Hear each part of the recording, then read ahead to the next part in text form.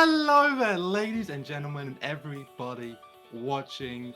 Welcome to the grand finals of the East London Fires Lockdown League. Oh, it's been a crazy one, but I am here as always, and we've got our special guest from the United States, Mr. Bloodhawk. How is it going over there? It's a little bit earlier than I've been used to lately, but I'm bright, I'm early, I'm bright-eyed, bushy-tailed, and I'm ready to go for some amazing Tekken matches today. Exactly. A slightly different bunch that you're used to casting in over there in the States. But we've got a lot of amazing personalities, a lot of excellent up-and-coming players, along with some faces you're familiar with in the winner's side. It's going to be a crazy one. We've had like 4 amazing round-robin groups, and we also had our LCQ, which had one of the best top 8s I've ever seen, King Jay clutching that out with his Leroy. And yeah, it's just going to be a fantastic day of games today. Yeah, I'm very excited today. I actually didn't know until you just told me that King Jay was the LCQ winner. Yes. Because I was just watching the Pool D results where he kind of made a sweep of things the day after. Yeah, there are actually 3 players who went out of their pools undefeated. You know, not even in sets, but in games. Set 2-0 every single game. There's been Chickenmaru, RsKyLuck, and King Jay. So those are definitely the 3 hot favorites. Definitely the safest bets today. So let's have a look at the matches we've got today. On top 16 winners, we have RIZE's Chickenmaru, probably the safest favorite to win. Just a fantastic player who one of the best in the country, one of the best in Europe at this point. Who is up against 200 Knives' Kirberry from Scotland. These guys have never played before in a tournament setting. The Kirberry is considered one of the best players in Scotland. Really strong, well-rounded pool, so that should be an excellent match. Sodium Showdown, thank you very much for the host. I hope you guys had a great tournament. Thank you very much for that. We've got already over 70 viewers. That's sick. Thank you very much, guys. I'll just skim through the rest of the match. We've got King Jay versus East London Fire Zone KWIS. Got RsKyLuck versus District G's Wu Kang. Got RIZE's EMinor versus Just Kordz in the winner's side. And in the losers, we've got Kanza, who really clutched out of his pool against W3D's Smid from Scotland. We've got Ice Bluu up against JoKa, Stunner versus Djay Voo, and Tezzaron versus Vitolc to finish out our top 16. Oof. So, which, like you mentioned that Chickenmaru and Kirberry haven't played before. That's right. So I'm the outsider here. I'm the foreigner, so to speak. You'll get behind it very quickly. It feels really weird to say that personally, but I'll get used to it. Can you just give me a little bit? Which one of these are the offline boys, and which one of these are the online boys? I've seen. We talked before we get live. I know Chickenmaru. Oh, yeah. I know King Jay. I know Ru Kang to an extent. Like, give me a little bit of background on these boys here. How did they get here? Okay. Well, I'll be as quick as I can because we've got an interview lined up, by the way, before our first game, which is going to be sick. But yeah, I think looking at the winner side, these are all of the offline players. These are like the veterans who you'd see in London, in the big majors in the UK. Some guys who travel a lot, like Ru Kang and Chickenmaru and KWIS in that winner's side. Kirberry is really one of our outliers. He does travel a little bit, but he resides in Scotland. Scotland has a really strong underrated scene, and they've proven themselves a lot. There's 3 Scottish players in the top 16, so they're going to be happy with that. It's the loser side really where there's a lot more of those unknown players. I'd say really the only veteran player in that list is Djay Voo, who has been competing for a long time. Otherwise, you've got Vitolc, who has a lot from Ireland, who's had a lot of strong placements as well. He's kind of like an underdog.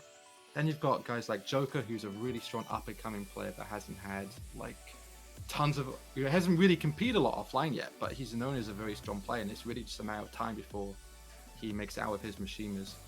You've got guys like Ice Bluu, who's really like a crowd favorite in the UK. He's just one of the nicest, loudest, most fun, exciting guys in the scene.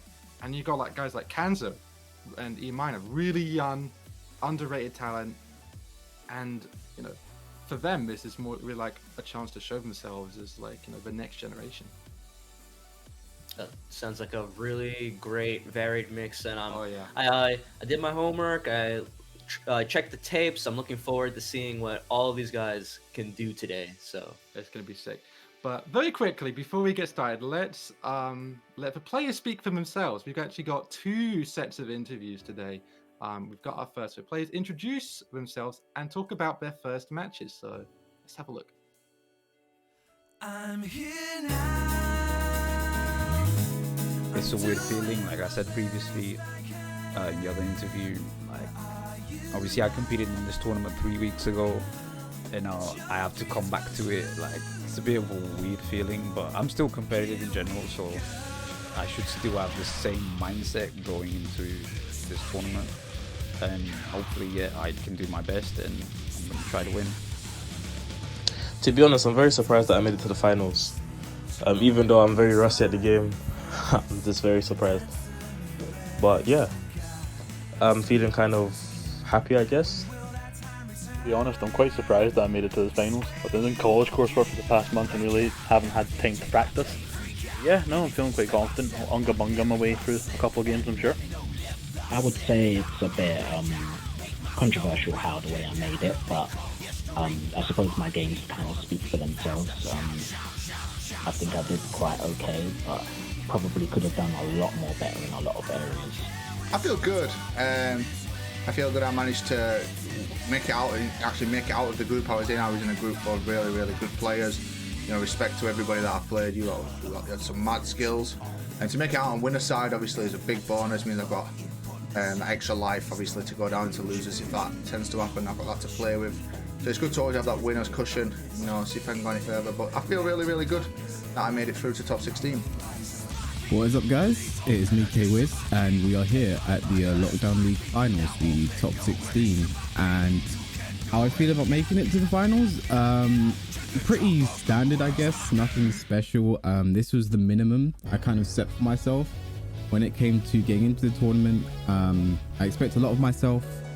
I like to perform very well, and I know online anything can happen, but I still believe that, you know, this is the least that I should be doing in a tournament like this. So I'm just prepared to keep on working and hopefully get that W.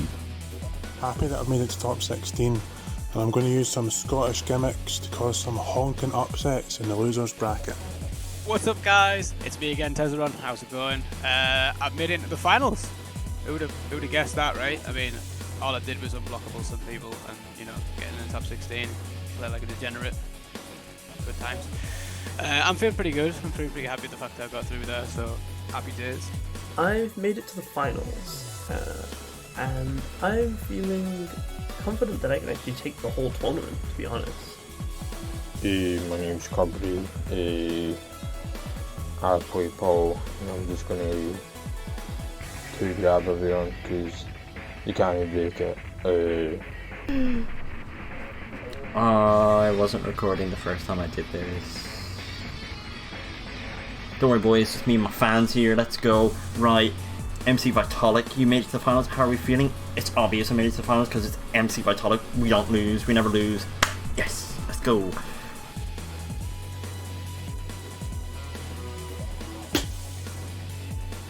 I made it into the finals. It's pretty weird, really. Only accepted because Shirdel asked nicely if I wanted to join, and I was kind of flattered. So yeah, I thought I would join and I'd see some people, and I did. Thankfully, somehow I'm in top 16. So yay! I'm feeling great. You know, LCQ, I won. Going to the main thing, didn't drop a game. Felt really good. You know, forward. Now is the chance that, you know, I should get some respect put on my name. You know, not getting put in these top 15s, you know what I'm saying? So I just wanted to just, you know, when I want to prove something, I've done this before offline at the District G War. Obviously it's under online circumstances. When COVID-19, you know, once that's done and the 10-0 matchup becomes, you know, beatable if you go offline, then yeah, I'm going to do it offline as well. So yeah. Yo, what is up guys? It's your boy Kang here, and it is 3 AM. I am so tired, but I'm still buzzing from the tournament that just happened a couple of hours back. I managed to come second in my group, only losing to Djay. But yeah, it was so much fun. I'm really looking forward to the matches on Sunday. So yeah, let's see what happens. Actually happy I made it to top 16. I do feel as if I didn't play as well yesterday, as I was dropping quite a lot of combos. Made some mistakes that cost me sets, but I guess it is what it is. I guess I've got another chance to redeem myself. So yeah, I'm looking forward to competing in the top 16. Honestly, I didn't expect to make it. I got washed my first 3 games. They were really close matches. I'm lying. I'm joking. No, but they were. Some of them were close. The match with Jay, his Leroy was quite difficult to deal with the first match. I did kind of adapt in the second match, but I just lost up there at the end. I didn't think he could go low again. Rukang's always hard to deal with. I still think that I can pull it off, but I definitely feel that gonna need more practice, and I'm aspiring to beat him at least one time in tournament, so I'm gonna keep practicing for that. But I'm feeling really good, man.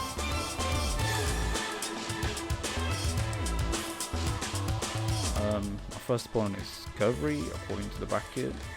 I don't think I've ever played Kirberry in a tournament setting. Not even offline. Now I think about I never played Kirberry offline. Obviously I played him in ranked a lot. I've run into him a few times with different characters, both of us using different characters. So yeah, it will be interesting to see how both of us do in a tournament setting. But the other fun thing about the match, I guess, will be the Scottish scene in the Twitch chat. They're always very hyper about everything they say. So it would be cool to see the reactions while we're playing the match. I guess it would be fun for everyone. Fucking online shit. Bitches. Man, I got K-Wiz. The new kid on the block. It's gonna be good. It's gonna be fun. Played online before the East London Fighters tournament. I beat him, but that doesn't mean anything.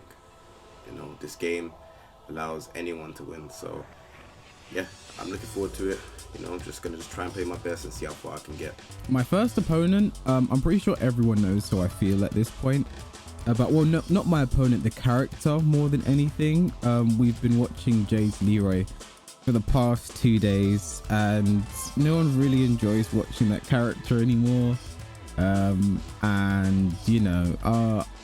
it's something that no one really wants to see. So my objective here is to knock Jay into losers as fast as possible. So all it takes is one more person to kick him out of the tournament, and we don't have to see Leroy for the rest of the tournament. Our first opponent is Kang. Kang. I don't know who that is. I don't know. Hopefully we have a good game. I'm not too familiar with who that is. Must be a new player. Oh, actually, looking at his picture, he looks quite old. Maybe he's been around a while. Nah, I'm only joking. All respect to Kang, he's a really strong player. I hope he can put on a really good performance for everybody when we're playing against each other. I expect it to be very close, but I think I can take him. So here's hoping that happens. So yeah, looking forward to the match. RsKyLuck, strong player. Yeah, that's all I have to say really. How do I feel about my first opponent? Let's talk about my first opponent. I feel that Kordz is a very strong fundamental player, but I think I'm better. I think I will win. But hopefully he proves me wrong. Hopefully I prove myself right, actually, to be honest. I want to win. To be honest, I'm really not trying to worry too much about my first opponent. What I'm just trying to concentrate my mindset on just playing the game and going with the flow and see how it goes. I'm not going to stress about how good they are, what they're capable of. I'm just going to see how it goes. I'm not sure who this person is. His name's Smid, and he's a Lay / Savina player. I'm kind of meh with the situation because I know Lay's very tricky to deal with. it's got all these different stances, different rage drives to deal with, and then certain moves that are just very annoying, Razor Rush and all that stuff. So I feel like he's going to be quite difficult to deal with. And then if he pulls out Zafina, not Zafina, Zafina. If he pulls her out, then that's going to be hard. That's going to be hard to deal with. But hopefully I'm not minimalistic tomorrow and I make the adaptamentations and I'll be good. And then my Lars and my other characters, maybe Asuka, I don't know, will be up to par. I don't think I've ever played against Kanza before, so it should be pretty interesting. JoKa's a really good player. I've seen him a couple of times on multiple different streams. Probably, in my opinion, one of the best Machina players I've personally seen in a while. Very good player, in my opinion. Very good player. I'm happy that my first opponent is Ice Bluu. I've never really played him offline or online, and I know him pretty well, and I've also heard he's one of the best kings, so it should be pretty entertaining to watch. I'm looking forward to it. My first opponent is Djay Voo. He's a Scottish Jack player. I hope the set is as good as it can be for online. Other than that, I hope we just get to banging it out. Hope I can IDC him. And I hope the connection holds up and stuff. He's good. I know he's good. I've seen him play before. I'm sure we'll have a fun set. Not too familiar with my first opponent, but online kings have always been a bad matchup for me. So we'll see how it goes. I'm versing Vitolc, which I've versed quite a few times. Cat main, pretty raggo, he scares the shit out of me. So yeah, I'm quite looking forward to versing him. It'll be fun. I'm going to see if my Katarina knowledge is... Because you don't find them anymore, I'm going to see if it's still, useful. How do you feel about your first opponent? It's free. It's free. It doesn't matter. It doesn't matter who it is. It could be me. It could be JDCR. They're both free online. Because guess what? Vitolc online just wins. End of discussion.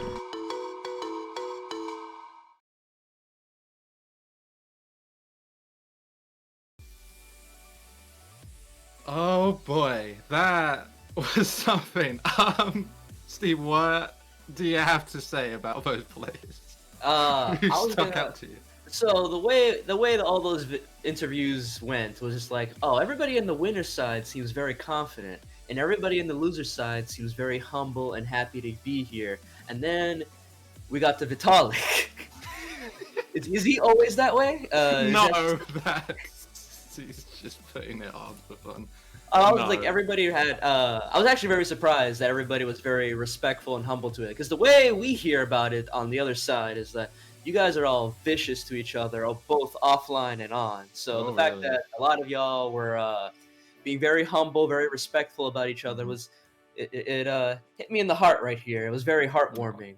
And then again, we got to Vitolc. But I'm looking forward to all the matches today, from just going by those interviews.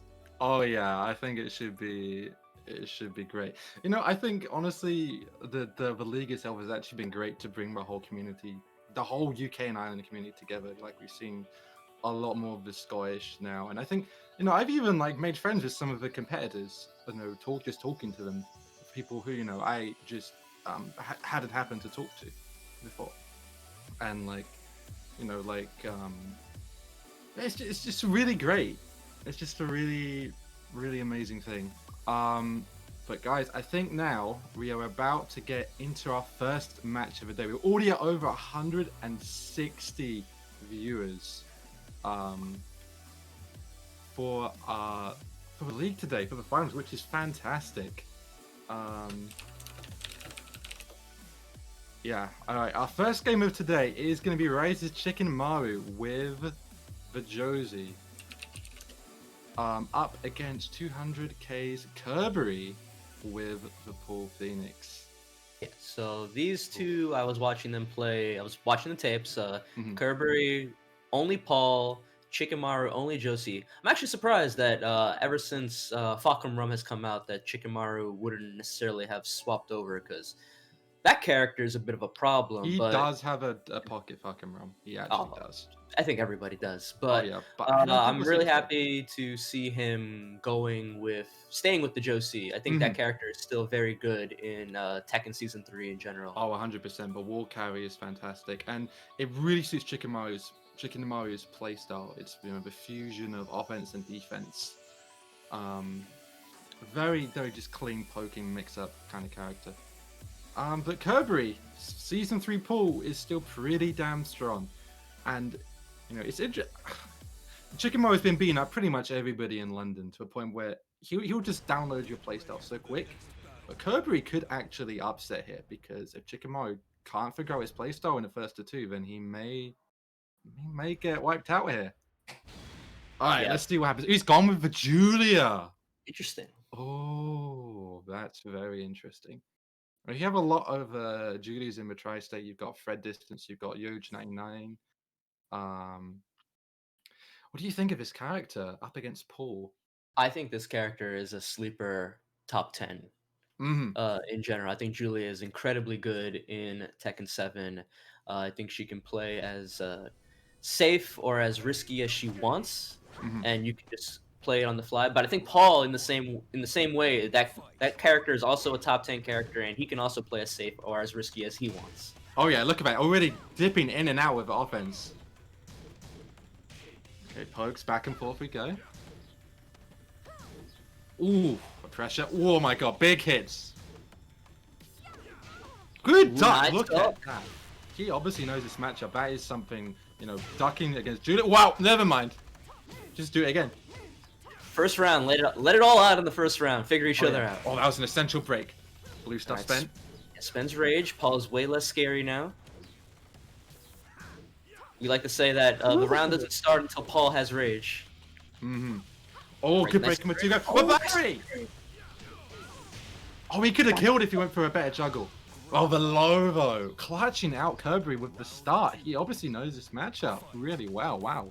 Honestly, if that was the first round of this whole event, I don't think I have the nerves to see it through. Oh my god. Honestly.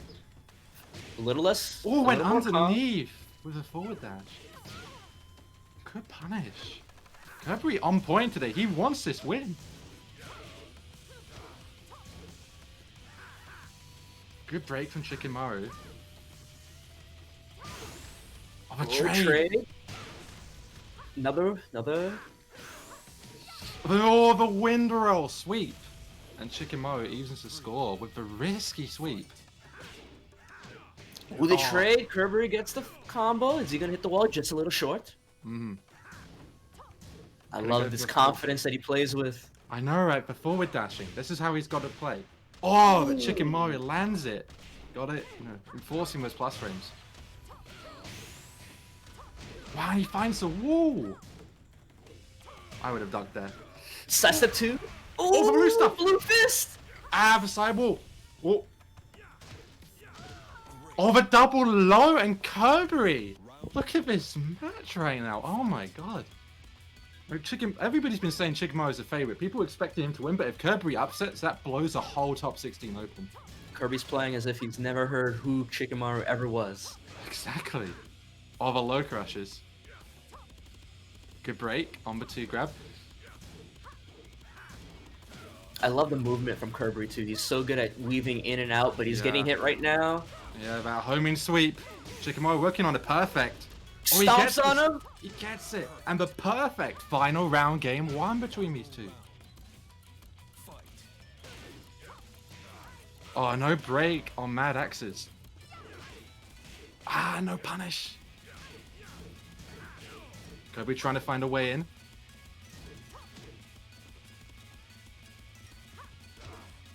That's the 4. Oh, the spring kick again. Oh, he gets the floated float. out of That the should be it. Yeah, that's it. Chickenmaru clutches it out, but that was close. Wow. I think Chickenmaru just really played just hard keep out in those last couple of rounds and to clutch it out. And Kirby was trying to find a way in, but just couldn't quite get it. Yeah, the tempo of that first game was really strong from both players. They were both doing a really good job of staying in and playing real fast. Honestly, that one Mad Axes that didn't get broken from Kirberry just seemed to be the tipping point of the momentum in that match. Once Chickenmaru got that one throw in, he seemed to have the momentum of the whole match and kept going into That was the first game. only unbroken grab from both sides, by the way. But excellent grab breaking from both. Also, we're already over 200 viewers. That's insane. Thank you guys for showing up. Wow. What a way to start. I wonder how Kirberry is going to adapt it. I think definitely the keep out. Julia is so good at keep out with the 4-4-1, the homing low back 3 counter hit launcher. I think obviously the Julia pick played off because he has the one game now. I think I want to say that he picked it because compared to Josie, Julia has a lot more safe mids and highs that she can throw out. The one thing that always stands out to me about Paul, besides that rage drive that's always there to swing around to his favor, Julia, way safer of a character if she needs to be. Way less opportunities for Kirberry to get that back 1-2 or a back 4 punish, some big damage there. So good to Chickenmaru for maybe scouting that out ahead of time, being able to play a lot safer with this Julia. And now we're getting to the second game. Okay, here we go. Oh, and already that low. But he committed to the full string, did not get a launcher. Wall splash. I was about to say the smaller stage is better for Paul because, you know, his wall carry isn't as good as Julia's, but the damage is just as good. But, evasive. Oh, he spins the blue, though. Catches Kirberry mashing in the demo, man. What a comeback. Paul, a momentum monster. Talk about Joey Fury. Good whiff punish. Yeah, and again, both these characters can play as safe or as crazy as they want to be, but when Paul has rage, you have to respect that comeback potential. Oh, yeah. Kirberry trying to interrupt, but got the magic 4 to the wall.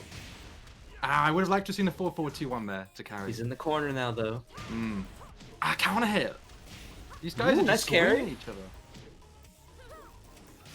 Good duck. I did not.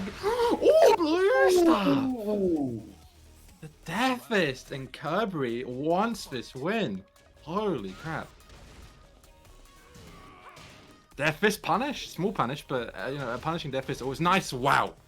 He's looking for that big counter hit. Oh my. These guys are throwing bombs at each other. Could have committed to the 1-1-1. You saw Kirberry punishing that Julia back. Where'd he go there? Oh, it's happening. Kirby's working on the win right now. One more poke will do it. Swats her out of the air. Oh my god, he landed it. If he plays this right, he could win this whole round. Get the wall here. Look at the carry. Oh no. Too close. One too many. Just one too many. And Kirberry evens it up. That was all Kirberry. Yes. What was the adaptation there? It just seemed like little reads here and there, getting huge damage off certain situations. Really, just the momentum. He was using a lot more of that Paul forward 1+4 that he did not use at all in that second game to just get around Chickenmaru's Julia in certain situations, get that big damage out. It just seemed like in the beginning of a lot of those rounds in the second game, he just got a strong life lead and was able to stay on it. Just you have to respect Paul's ability to just disintegrate your life bar at a moment's notice. 100%. And he noticed that Chickenmaru was trying really, really hard to counter hit him, and instead he just, when he had those plus frames, he just enforced them.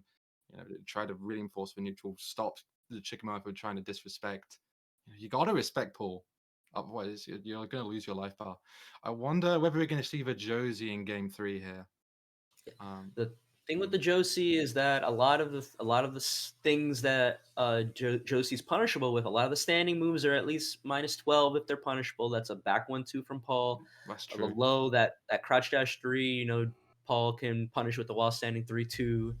So if Chickenmaru wants to play the risky Josie style, he's going to leave himself open to getting blocked and punished a lot by Kirberry. But if that fast-paced style does lend itself well to playing Josie. So, maybe he'll play it, maybe he'll stick with the Julia. It worked out from the game 1. Just seemed like in game 2, Kirby would just found the opportunities he needed to destroy his life bar, and it could go either way. Exactly, it could. while we wait for our third game and while Chickenmaru deliberates on how to solve this quandary, allow me to tell you about the Matcherino, guys. We're currently at $622 in the prize pool and 69 cents, of course. We have the code has been used up already. That got used up a long time ago, but we still have some sponsor quests for you guys, some G-Fuel sponsor quests. You can do some follows, some likes, some retweets, add a little bit of money into a prize pool. Also, another thing I do want to mention, our lovely elf boy Remember Dragon, every single time that the prize pool has been not 69 cents, he has donated to rectify it. So far, he's donated 9 times to add it to 69 cents. So if you just do one of those little sponsor quests, he'll probably do it again. And you'll be throwing in extra money on his part. I'm kidding. But in all seriousness, 3 sponsor quests, guys. We're waiting for this third game to start. Just take a look. But we're already at a massive prize pool for these guys, and it's top 8 payout. So a lot of people are going to be getting paid today. Yeah, I'm happy you guys are using Matcherino for this. Of course. Here in NYC, for a lot of our offline and now online events, when we have Spooky or Arturo, Team Spooky Sabin, NYC Furby, he is definitely the one that always pushes that idea of Matcherino, letting people crowdfund the prize pools for these players. If you're really enjoying what you're seeing and you want to throw some money these players' way, please consider donating to the Matcherino if you can. If you can't, that's fine. We have the sponsor quest, like Shirdel said, and we would, I'm sure everybody appreciates whatever you can do. But we're gonna get into this third game here. Oh yeah, we are seeing the Josie swap. So Chickenmaru betting his winner's life on his main. I respect it. Here we go. We're down 4. Small pokes to start off. Look at the respect from these players right now. Diamond switch stance mix-ups, Kirby with the sway mix-ups. Oh my god. Look at this. Chickenmaru with such a massive life lead. Yeah, just off small pokes here. Counter hit. Something small. And nothing that Chickenmaru is doing is, if it gets blocked, not big punishes for Kirberry. Wow, good dark. Oh, one more hit, and there it is. You almost got screwed on that sidewall, but managed to clinch the first round. Yeah, that was dominating neutral from Chickenmaru. How do you get in against this monster of a character? You don't, try and disrespect him, that's for sure. Look at that damage, 60%. Oh, fights back with the demo man. The mix-ups from Chickenmaru. Ooh, he's enraged now, though. Good punish! Oh my god, and Chickenmaru on set point. Looking on a no round brown. Caught him stepping. The Kirberry's got to do something quick. He's got the support from the Scottish boys in the chat. Counter hit. Nice juggle. So much damage. Oh yeah, season 3 pull. Catching him stepping. Blocks the butterfly edge.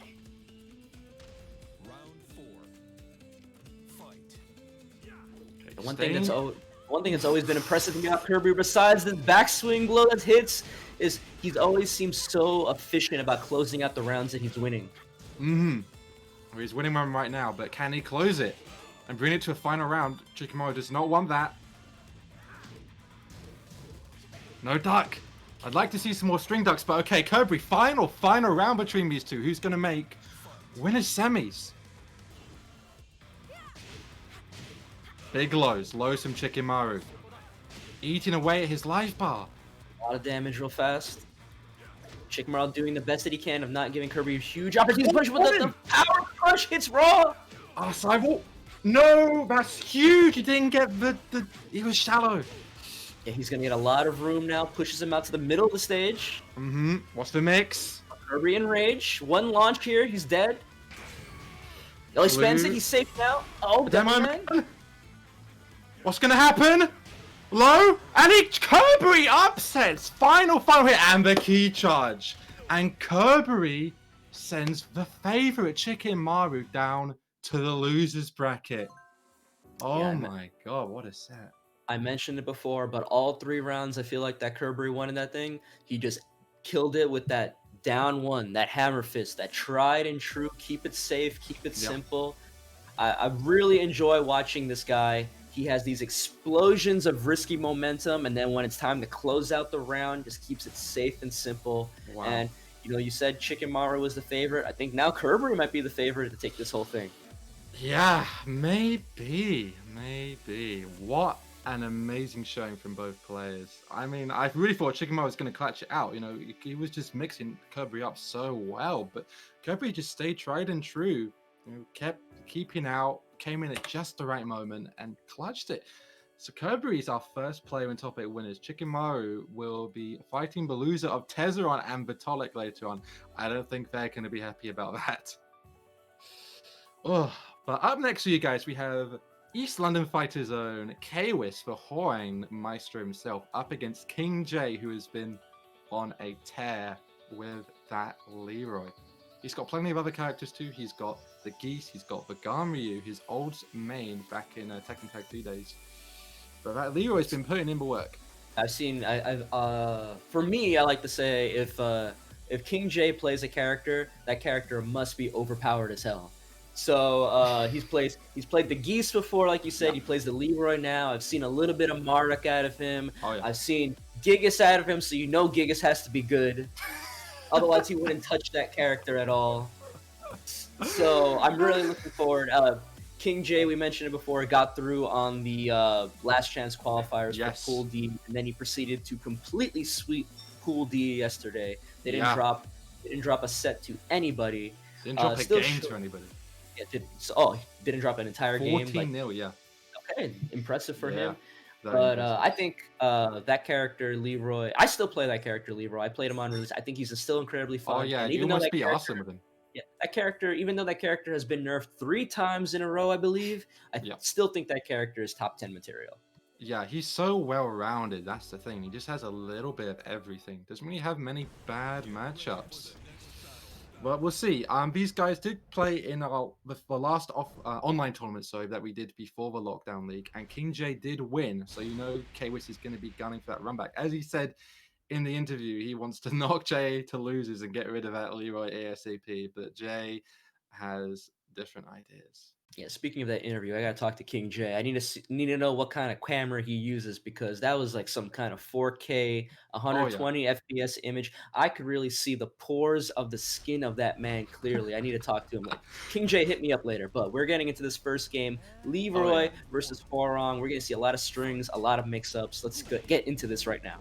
Okay, good duck and punish straight from Kwis. Already you can tell. The thing about Kwis, when he loses to somebody, he will lab like crazy. He will lab that matchup, and he will figure out the mistakes and look at but the punish on below.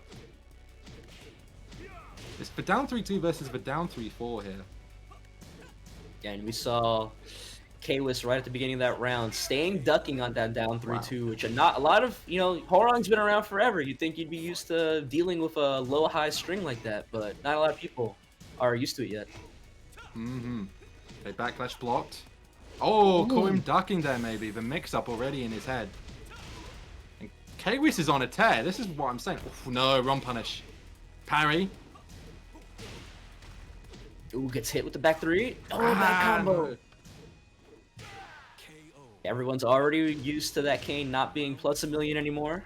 I believe it's -6 or 7 now, so you definitely get to take your turn. Of course. The only thing Leroy can do now is try to parry. Yeah, Jay's had a lot of matches in the past 2 days, so Kwis has plenty of footage to lab Jay's tendencies, and he definitely did have some tendencies that I noticed. Oh, sweet bang. Guys, we're almost at 300 viewers. Holy crap, you guys, this is sick. JFSR. Shout out to the 300 viewers, and shout out to the Just Frame Skyrocket right there from K-Swiss. He's going to get this pick up here. Yes. One more hit. Almost dead yet? And he stomps on him for the 3rd round in a row. He takes the first game incredibly clean. Wow. I think I don't know. That was a beatdown. What do you do if you're Djay? You've got a repertoire of characters, but that Leroy has been working for you the entire weekend until right then. That's the first game he's dropped since the LCQ. I think it definitely wasn't Leroy's problem in that situation. He definitely has to try, and it looks like Kwis was pushing the momentum of the match a little bit too quickly. He's got to find a way to slow it down. And Leroy has a lot of options for that. He doesn't necessarily just have to parry. You can just always sneak in that back 1+2, that quick little mid palm counter hit. He's got a lot. You can just mash on jabble if you have to, but maybe he was trying to go for parry a little too often, getting mixed up low, mid, high.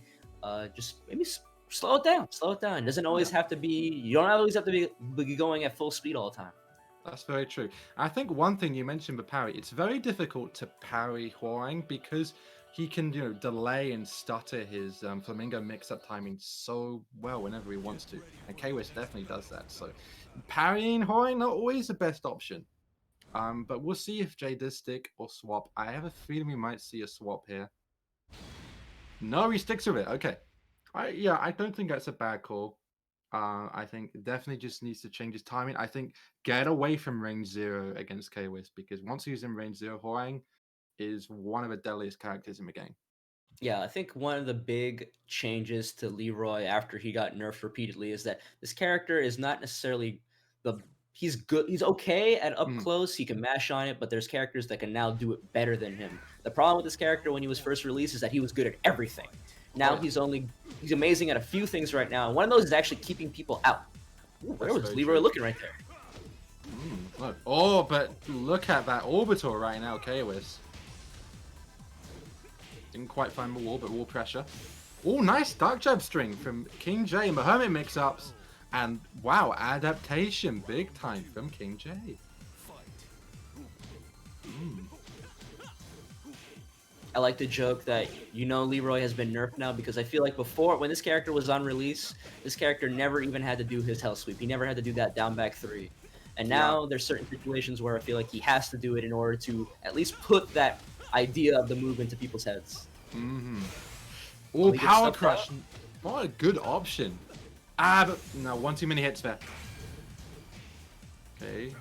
Full pressure. Good duck. And the rage drive. Sometimes the most obvious option is the best. Keeping it even in this second game. Much more even though. Nice. Nice punish. Yeah, he's on point. You've really got to do that. It's such a risky low poke. Yeah, that's what I'm talking about. The parry. Can't parry Kwis. Big Boo. One more hit. Mid. Kwis is on set point.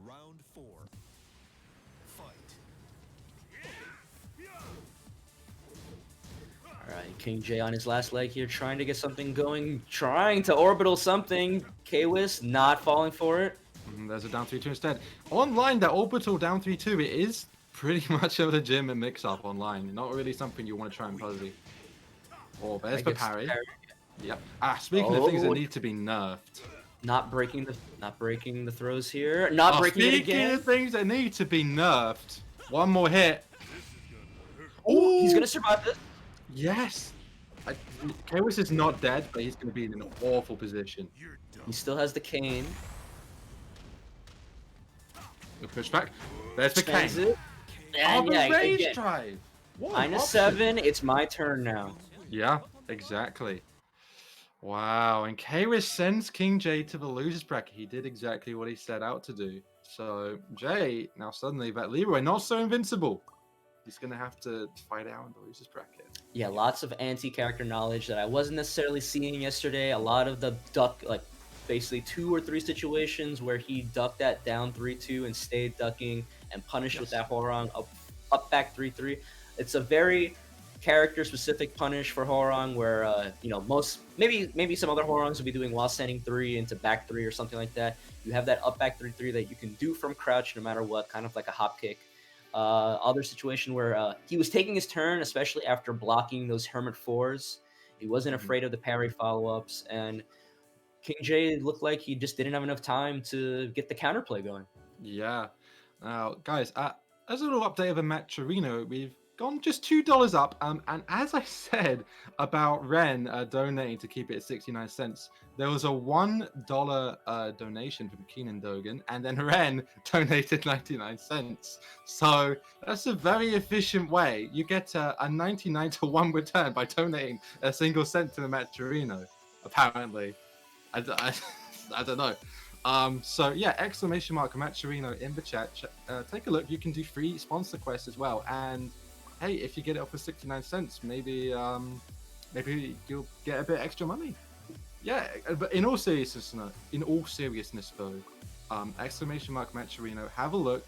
You can donate in Matcherino directly, or you can do the sponsor quest to generate some free money for you guys.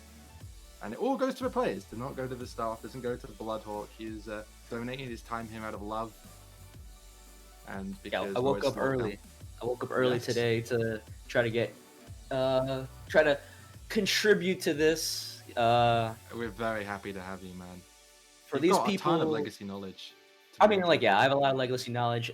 One thing that I do not like doing is playing this game online, but I do like watching people play this game online. So I figure I at least should contribute where I can, you know. Exactly. That's why we made this league. You know, for the people. I mean, it's region locked to have the best quality connection. All right. Now let's move on. Up next, we've got District G's Kang with the Bob, probably one of the most well-known names in this bracket. Up against RsKyLuck with the Claudio.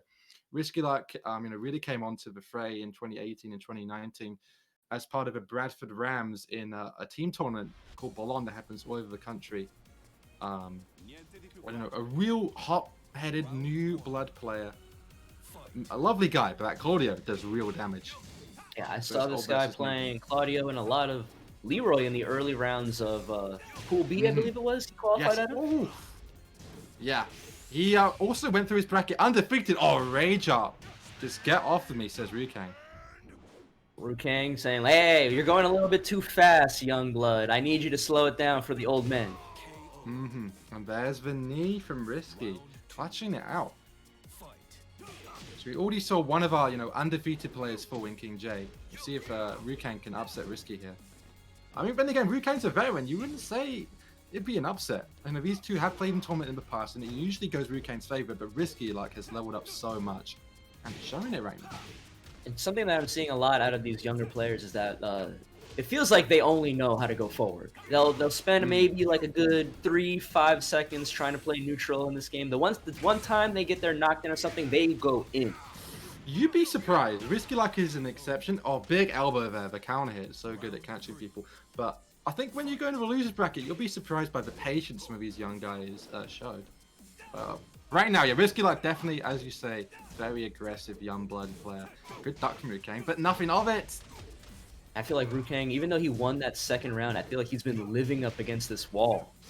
Yeah, this is a massive offensive wall from RsKyLuck. And this is usually the way that Kang plays. He's all offense, so maybe offense is the best defense here from RsKyLuck. Nice duck to top. Nice block. You need to block those hell sweeps. On the top floor now. Wow, keep out a hop kick. Oh, hop kick of his own from Kang. To the wall. Clean wall splat. Oh, good patience from RsKyLuck. He knows Kang loves that power crush. And Kang knows the Claudio Okazemi. This is looking a little bit better for Kang. Oh, if it doesn't work, wants to do it again. And nice street ender from Kang. He's so good at closing rounds. It just feels like a lot of these rounds are who gets the other to the wall first and manages to take the position from there. Yeah, huge duck and running too from Kang. And gets the wall. Cross up. Go for something fancy, doesn't he? Low.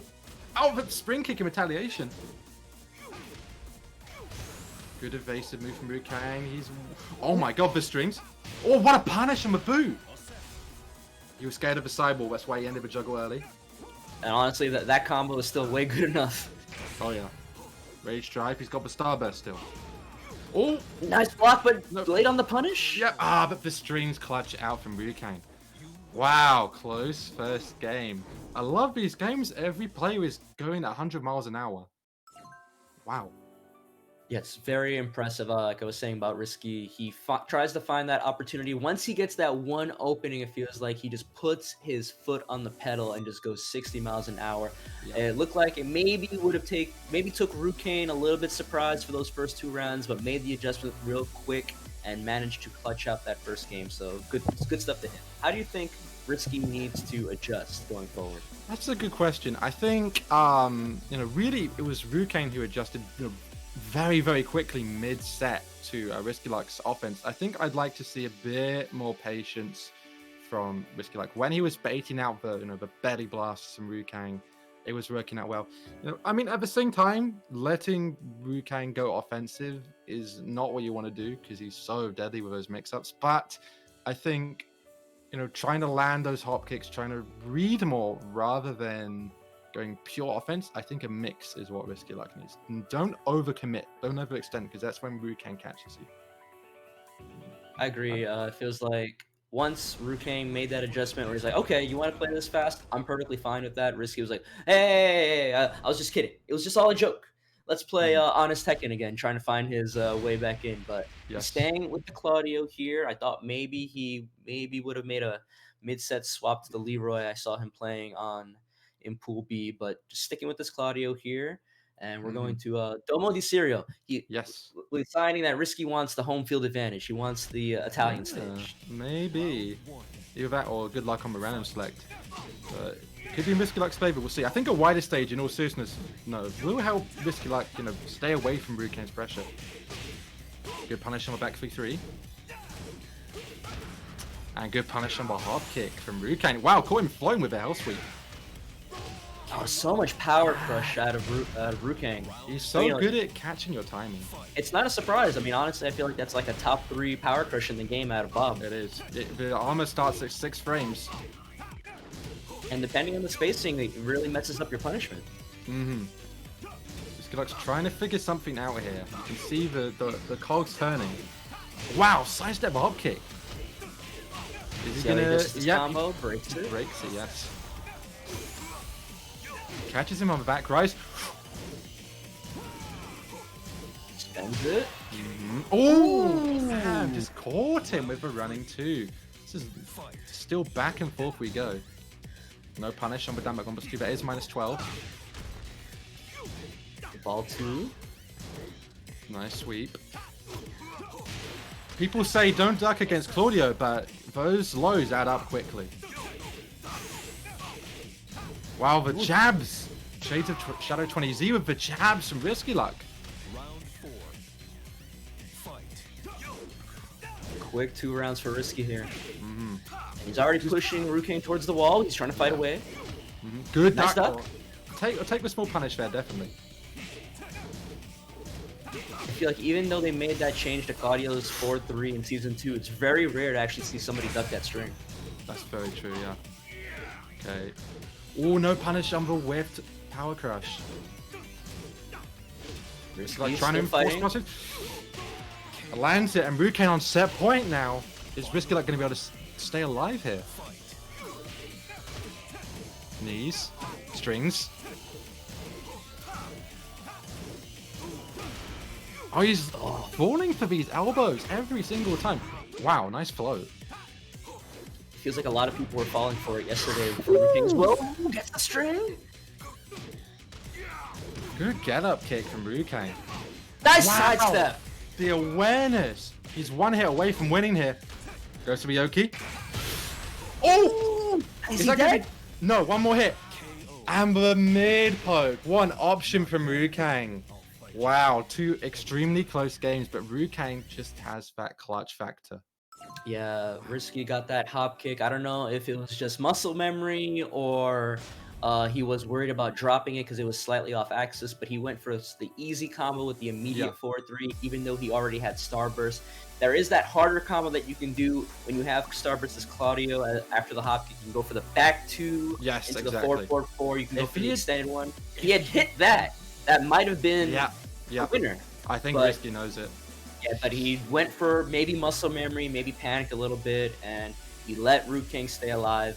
And I think what people are seeing here from that match, when you let Rukang stay alive, you're giving him the chance to bring it back on you. 100%. Now, something really interesting here. We talked at the top of the stream that there were 3 players who went through their groups undefeated. Chickenmaru, King J, and RsKyLuck. And all 3 of those players have fallen into the losers bracket in a row. That's insane. Wow. I think all of the people that they played today were thinking, hey, you might have gone undefeated in your pool, but that's only because I wasn't in that pool. And I think they all proved it today by putting those 3 in the losers bracket the very first round today. I thank you guys for the compliments on the show, by the way. I wanted to go a bit stylish. Oh dear. Oh, another 69-cent donation from Ren the Dragon again. Oh my god. Honestly, that's just keep great. the 69 cents going. Just keep those sponsor quests going. So he's got to match it. Keep the meme total going. I might just do it myself, actually. Exclamation mark Matcherino in the chat. I've done most of the sponsor quests, but I think I'll just sneak one more win there, just to make Ren's wallet burn a little more. Oh boy. So anyway, up next, yes, we have EMinor from RIZE versus Just Kordz from EOF. Now the thing about these guys, EMinor, really strong Eliza. He has leveled up so much. Every single time I play him, he gets better and better. He learns from his tendencies. He definitely has tendencies, but he adapts to them so quickly. If he notices a player is catching on, he will adapt quickly. Kordz, very fundamentally sound player, but he's a bit of a wisp. He's one of those guys like I'd compare it to like NYC Fab from your scene. He's one of those guys who's really strong, but is very hard to find. He will show up to some tournaments, he'll play well, may have a really deep run, and then he'll disappear again for a really long time. And he's not one of those guys who likes to lab matchups. And I don't know if he's going to be ready for EMinor's very unique Eliza. I think that's the question of the day here. Yeah, EMinor, we were talking before we went live with the cast, and you were telling me, I was surprised at how young of a player EMinor is, because he's very impressive of how he plays. Sorry if you can hear my dog just going crazy. That's alright. Frank is in the chat. And Kordz, playing that Steve and that Jin, very impressive how fundamentally solid he seems to be, despite that lack of wanting to lab. We'll see if, obviously, Kordz is the one bringing the better characters to the table here because, for all intents and purposes, Eliza sucks. She's not that bad, but she sucks. But we'll see if the power of top tier is enough to bring the power of hard work. That's basically what this matchup is here going on. Exactly. All right. Yeah, definitely EMinor. You cannot doubt the harder working of these two players. But yeah, Kordz actually his main is Steve. He's got plenty of other characters like Geese and Jin, but Steve's his main. Goes with it here. I think definitely a good choice in this matchup. He's got to be ready for those shenanigans from EMinor. They're the calculated shenanigans for sure. Here we go. Our last match of winners top 16. Who's going to make it into winners top 8? EMinor definitely the favorite, but as we've seen today, the favorites have been falling left and right so far. Okay, here we go. Starting off with good neutral. Wow, 2 in a row. Wow, and look at these mix-ups. Didn't get the peel.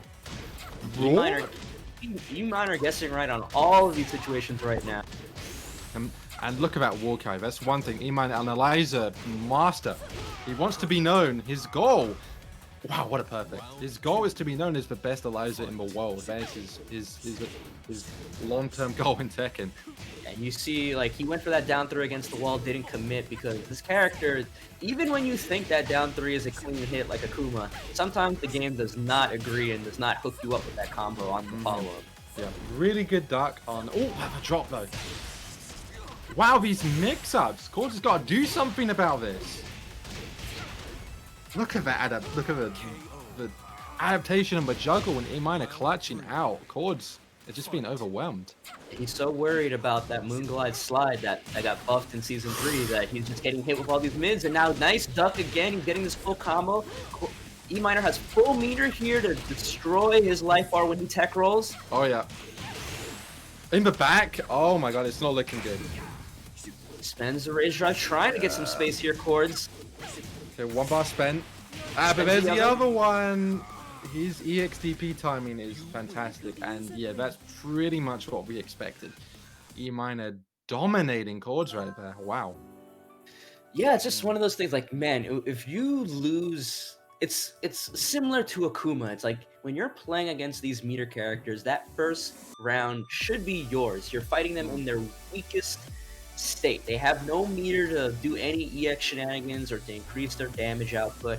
If you lose that first round so convincingly, like Kordz did there, it's a really bad sign for the rest of the game. And good stuff to EMinor. He managed to basically bulldoze his way through that first game. I really, from that first game, I really don't know what Kordz is supposed to do going forward besides stop getting hit. Oh yeah. Damn, Deathborn with the 8 gift subs. Thank you very much, Deathborn. That is sick. Wow.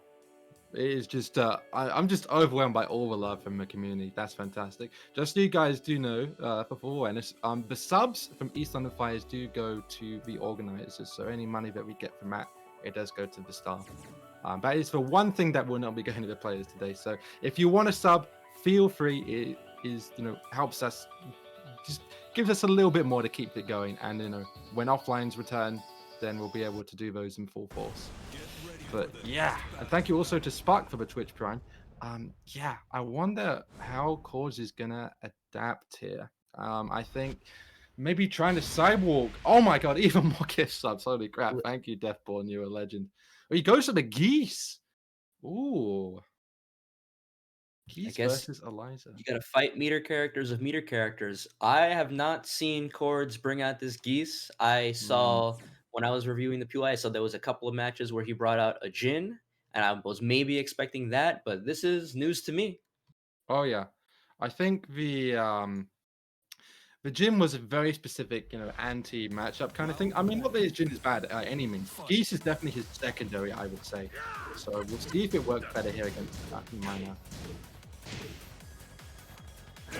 We'll see maybe he's, I want to say maybe it's just a fireball to keep out. Oh, but he runs in and gets that clean. Wow, good punish.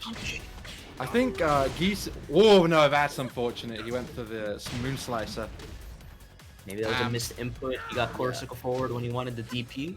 Maybe some nerves, maybe some rust from Kordz. I think, Geese definitely a better longer range character. Oh, didn't quite hit the wall.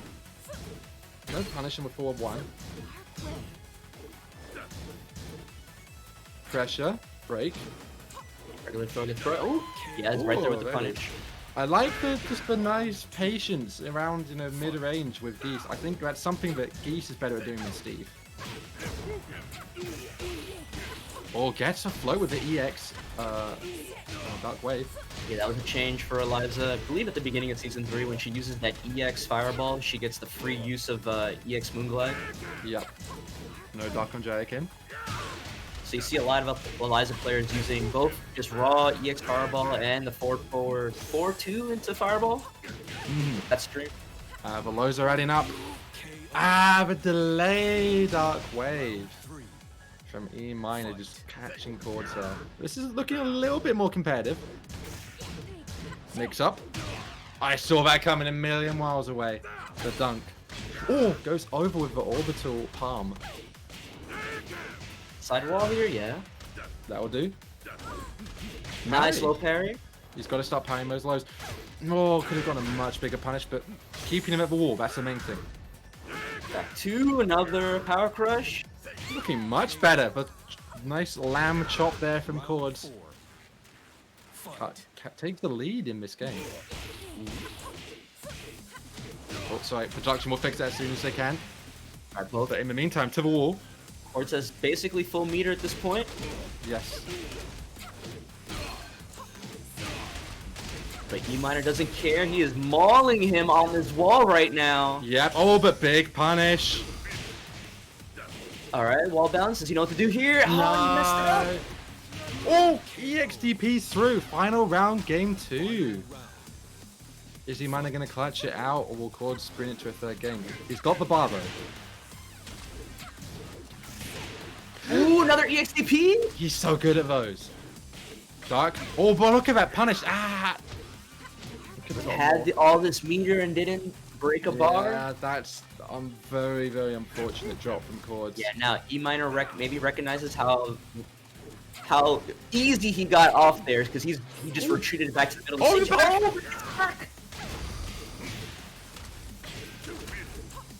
No, Nice watch out for parry. A bad combo. No meter from EMinor. Tense situation below. And the mid will do it. EMinor clutches it out. That was just such an unfortunate drop from Kordz. I think twice he could have gone for full meter conversions, done tons of damage, but didn't do it. Yeah, maybe just the hands weren't warmed up there.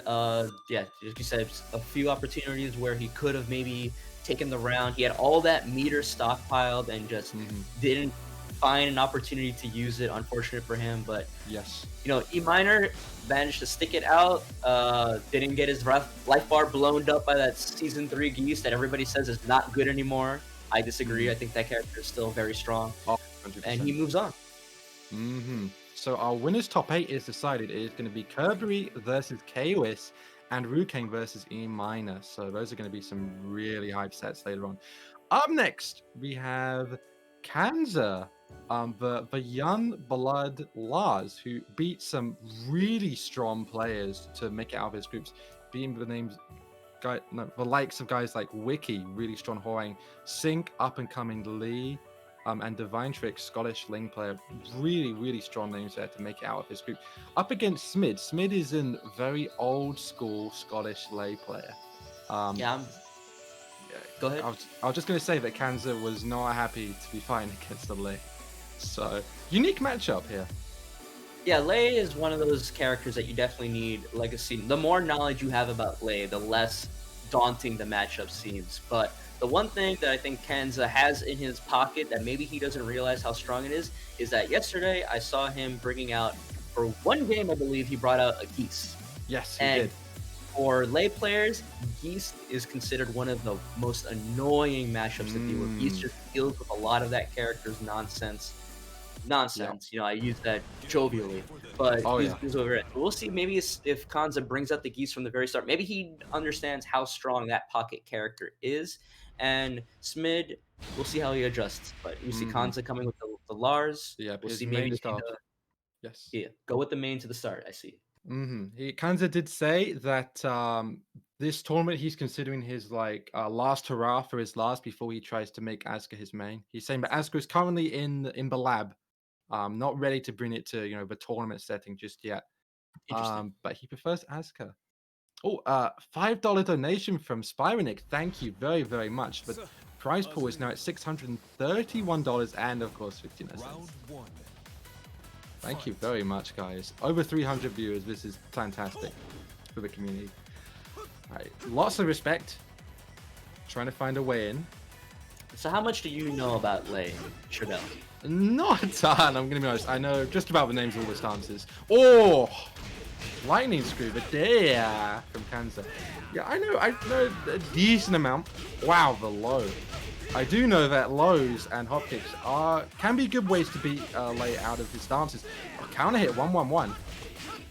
I say the one thing that Kanza has learned about this Lei matchup is you don't let him make you freeze up with a lot of these stance transitions. And the sweep.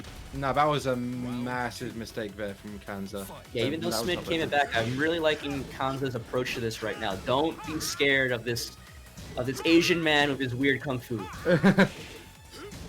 What would you say is the key to beating Lei players? Of course, pepper beef's too spicy with your training partner, one of your best friends in the community. What do you do against Leis? I think the number one rule of dealing with Lei and a lot of other characters, so this applies to Safina, Capos, Ling, and stuff. If you do not know what's going on, do not chase, especially at this mid-round stream, because a lot of this stuff is just baiting you into running into something silly. Speaking of, really good float from Smid. One more hit from taking it. Yes, I don't think he can kill off this. Important drop. Nah, he didn't quite know what to do with those plus frames. Smid looking good. For love from the Scots in the chat. So the one thing, another thing about Lei is that if you block Razor Rush into a stance transition, he is either punishable or minus enough that you can just poke him out of it. Okay. Speaking of getting kicked out, Smid, another amazing conversion. I know, almost got the whip punish. Nice orbital. I like that orbital. The wall's really close though. Good conversion, best he could have gone. Dipping in and out with a dynamic entry, but counter hit dragon combo. Wow. He gets the conversion. He managed. Yeah, he got 2 reps of the forward 3-1, and that was enough to take Kanza's life bar. I noticed the walls were very kind to Smid and very unkind to Kanza there. Yeah, I agree. Yeah, it's unfortunate. So you would recommend swapping the Geese here? I think Geese, if you know how to play the matchup, Geese is incredibly annoying for Lei to deal with. Especially like if he does Razor, if you know he's coming in with Razor Rush or 4-4-3, all of that is such juicy mid parry bait. And dealing with that strong jab from Geese is also really annoying for Lei. There's like so many little things, but the problem is that if you have to really understand how to play the matchup correctly, because it looks really weird at first, but on paper, like so many, I would really be interested to see how Smid feels about either. But I feel like a lot of the Lei players that I talk to, that matchup is maybe top 3 worst matchups for Lei. Yeah. Oh wow! And C52G just bought a shirt from the Match Arena Marketplace. Thank you very much for that. We do have worldwide shipping on East London Fighters shirts and hoodies, and 50% goes to the prize pool. So that's another $10 prize pool. Thank you very, very much for repping the community physically. That is fantastic. I would be wearing one, but I don't have a shirt, only have a hoodie, and it's way too hot over here to wear a hoodie right now. Yeah, the temperature just got a little bit warmer here too, so I'm trying to keep it as light as possible here. But we're getting into the second game, and we're seeing the switch to the Geese. We'll see if Kanza understands what he needs to do to make this counter pick effective. Yes. Same stage here, but then again, this is a good stage for Geese too. So I don't think that's a huge issue. Okay, here we go. Also, Smid being a little bit hesitant there. He threw out that one Razor Rush punch and didn't keep going, because if he had kept going off of the delay, that's potential that you just get parried by Geese. Oh, good step from Smid, but punish from Kanza. Wow, the down 4, that will stop anything they tried to do. Not quite the right wall carry there. Ooh, almost went under, but nice punish from Kanza again. Tried to reach a little bit too far. Yeah, that was unnecessary risk there. But he just wants to clutch these rounds out. Oh no, no duck. Lack of knowledge. Mix up. Inward Tiger. Wow. Kanza got scared there. He looks very scared. Yeah, honestly, in the most part, Kanza looks fine. He doesn't look fine now, because beautiful whip punish on that Rapukin. Oh, yeah. He looks fine in the open stage, and then Smid manages to get into the wall, and it feels like it all falls apart there. The snake. Dragon.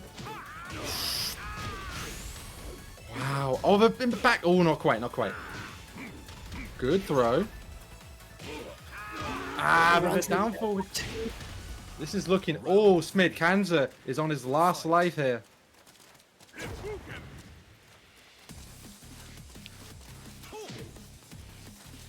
Yeah, I like the way Smid has been playing once the Geese came out. He's being a little bit more reserved. Oh, nice.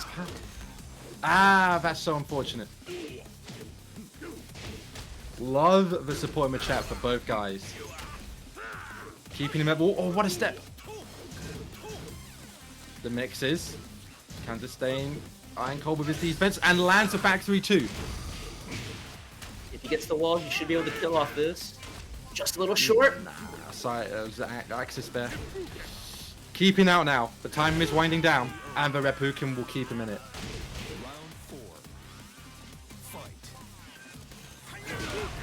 Ooh, running one.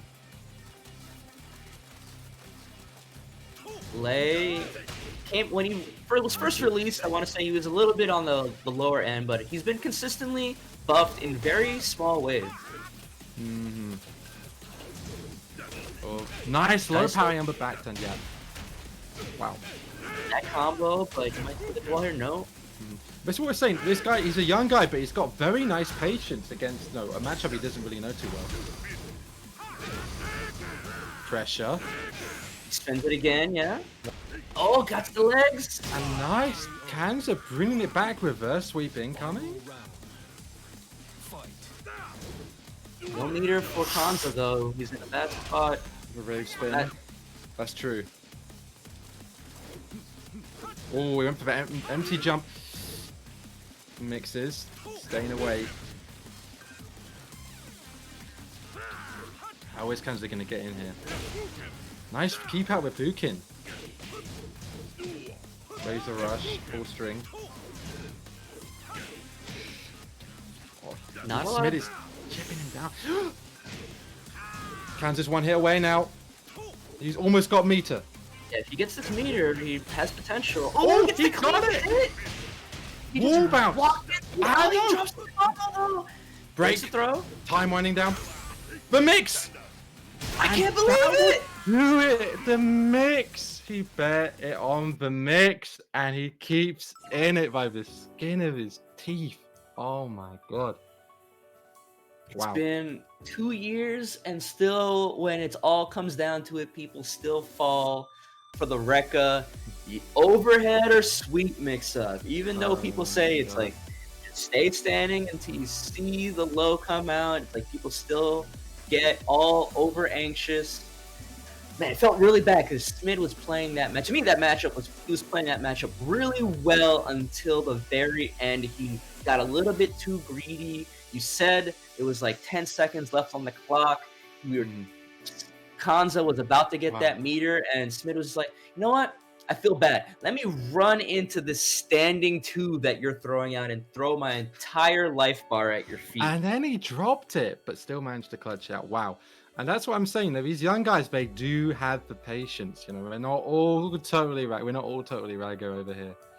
Also, I do want to say, Smid is using the custom. We're not technically allowing customs for this this event because of how much money is at stake. But I think we'll let Smid off this time, since it's not a very abrasive custom. We will tell him after this set not to use customs. So, chat, keep your hair on, calm down. It's just online. Keep it cool. It's all we got right. Yeah, it is entirely all we've got. That's the thing. I'd love to see, the NLBC guys or another similar org do something similar for you guys over there on the East Coast. We've been trying to just run our normal monthlies offline.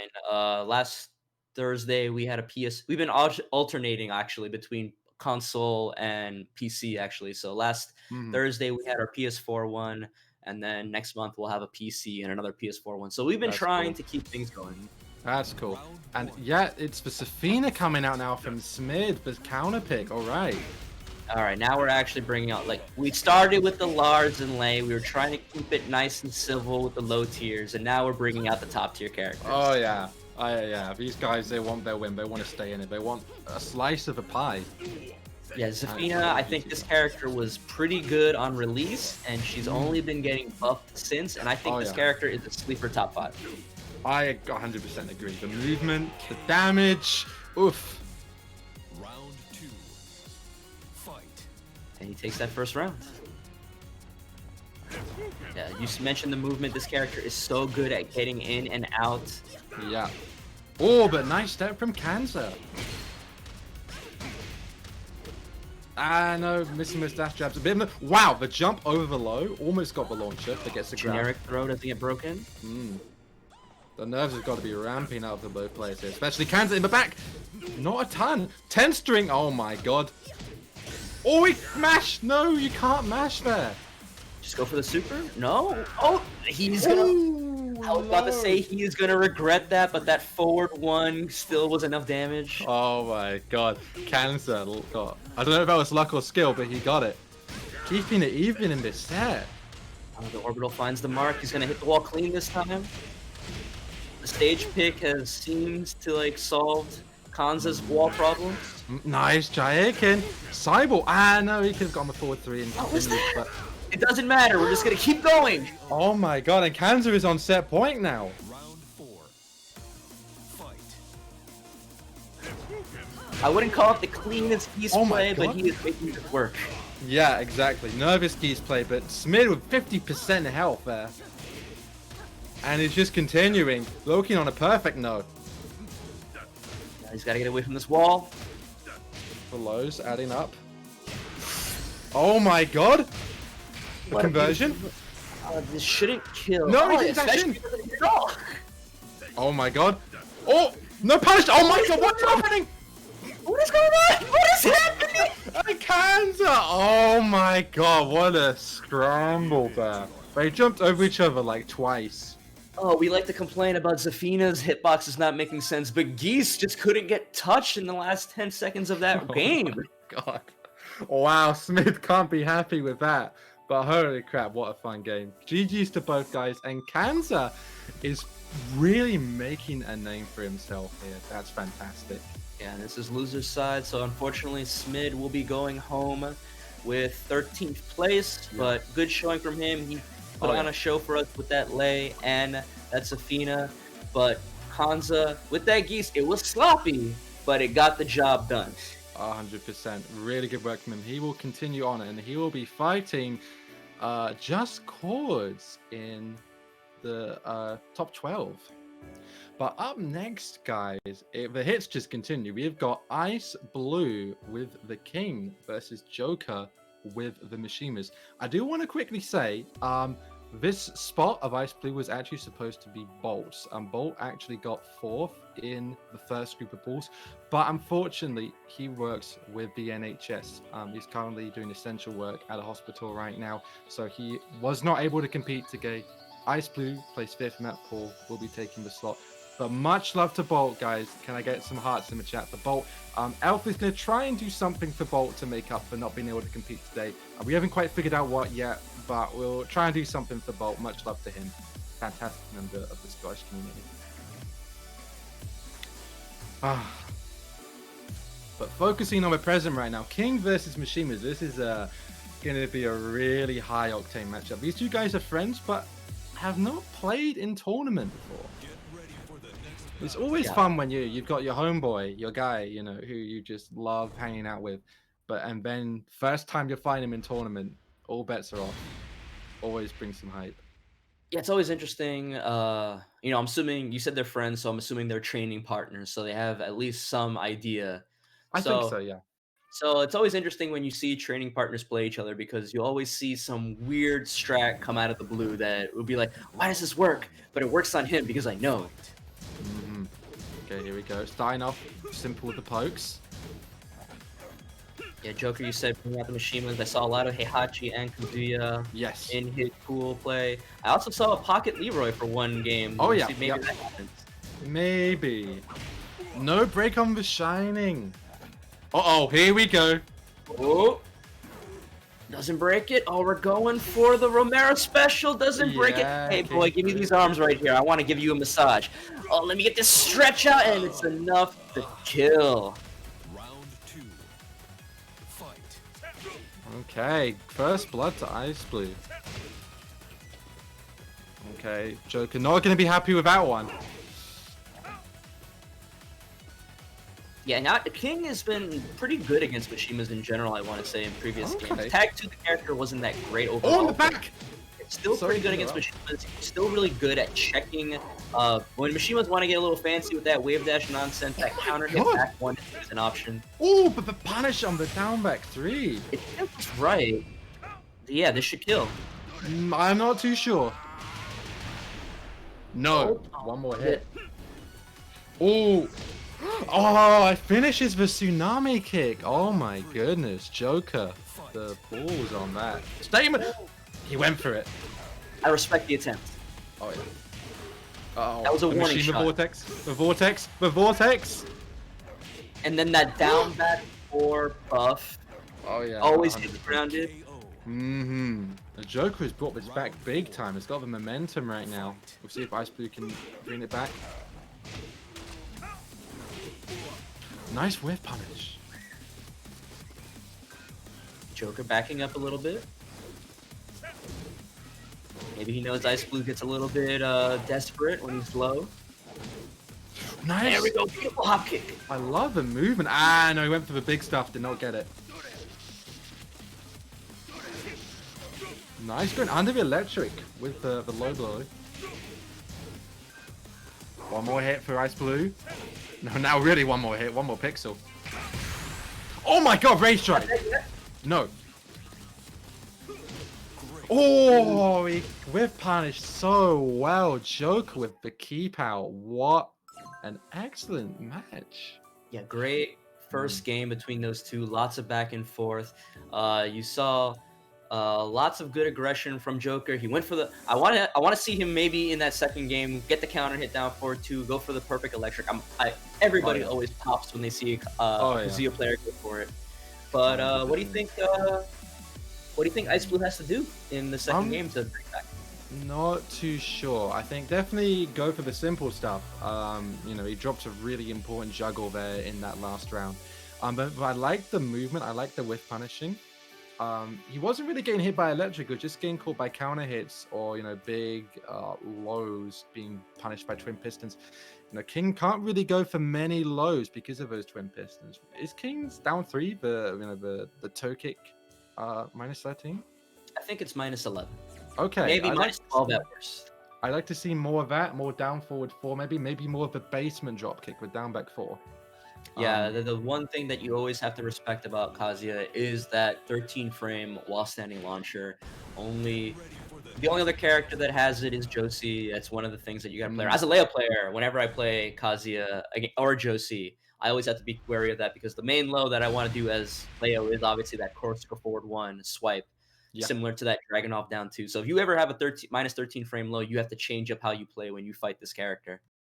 Oh, 100%. Going to a very small stage, Cave of Enlightenment. I think this could be good for both players. King does not have as much wall carry as Kazuya, so I can see it being good for King here. Yeah, Kazuya in general, we didn't really talk about how he's changed. I feel like this character is now the best Mishima in the game. Ooh, Facebuster. Yeah, I would 100% agree with that. Yeah, getting that down back 4 buff, now he has a consistent low that always hits grounded. Against his, when that character came out, everybody was focusing on the health loop change, when I thought the down back 4 change was the cheapest thing. I completely agree with you. Guess for parry, JoKa staying in this round goes to Spike Oki. Another, yeah, you're in the mix. Oh my god. Ooh, the slow-mo. That was an important drop from JoKa. Just did the Ron Emperor after the Oki. Another counter hit. Yeah, counter hit. Boot. Didn't quite get the right wall juggle. No, I would have liked to have seen a back 1-2 there for the punish. Yeah, you just let him off with a baby hit. I would love to see a launch on the flash punch combo. Yeah, but it's still not awful. He's in a decent spot, even life. Uh-oh, muscle buster. Boom. Okay. Side roll. He just got battered by that left split kick. Wow. JoKa landing his launch at good time. Yeah, I feel like the big problem for Ice Bluu in a lot of these situations, he's running into a lot of things and getting counter hit or launch. Yeah, I completely agree with you. JoKa just keeping out really well. He's in a Heihachi main, because he is a secondary, so you know he's got that keep out unlocked. The lows adding up, and the big back 1. Oh, gets the fiddle 4.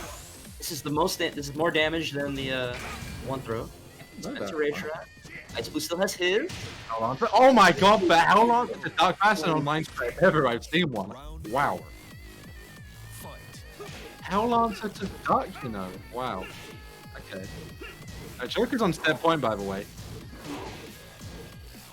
Okay, what's Ice Bluu gonna do? Gets the electric. I didn't believe in it. That can drop something. Hopefully, but gets another.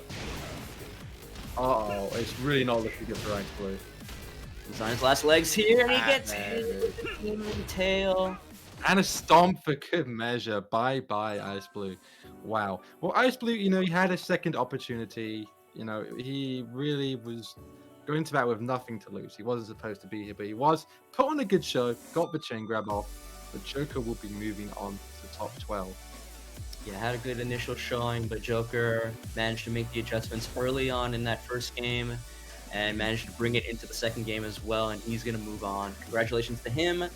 I'm looking forward to more Mishima action in the second round of losers. 100%. But up next for you guys, we have Stunner, yet another King player. 2 Kings in a row, always a crowd favorite, up against Djay Voo. who is a Scottish Jack player. Now, the important thing is that one of Stunner's training partners, DJ, is a Jack player. That is Dante. So Stunner should know this matchup quite well. I was watching a bit of Stunner play. He has like this little bit of a rhythm to him where he'll win. He likes to play a little bit honestly, a little bit normal. In the one round, it always seems like clockwork. He wants to throw out that Atlas-Heimer at the beginning of the round. Oh yeah, guys, we're being told that Djay Voo, his PC has crashed, and it's taking a little while to get it back up. So we're gonna skip ahead to the next match, guys. That's Tezzaron versus Vitolc. You're still gonna see you, Jason. Don't worry, but you've got to hold off on those copy passes. You've got to edge a little bit, guys. So instead, we're gonna get Ireland. Our sole Irish player in top 16 is Vitolc, MC Vitolc, up against Tezzaron's Eliza. These two are real characters. Yeah, I was watching the copy pastas in the chat when Vitolc was playing. A bit of a snake edge master, hop kick master going on here. Yeah, he has the veto special, which is the first hit of hop kick, just the upward fall on its own to snake edge. That's the veto special. And it works? It works, yeah, it works. I've been hit by it. I think a lot of people in the chat have been hit by the veto special. If you've been hit by the veto special by Vitolc, can I get just some hands in the chat? I just want to run a little survey. Yeah, you try and jab him out, snake edge goes under, and you lose your life. Interesting. Yeah, definitely interesting. He also has the Claudio as well. He's not really happy about Katarina's playstyle in Season 3, so he's got back Claudio if he wants to swap. Interesting, because I feel like at least in the most recent patch, that character got a few more toys to play with in general. 100%.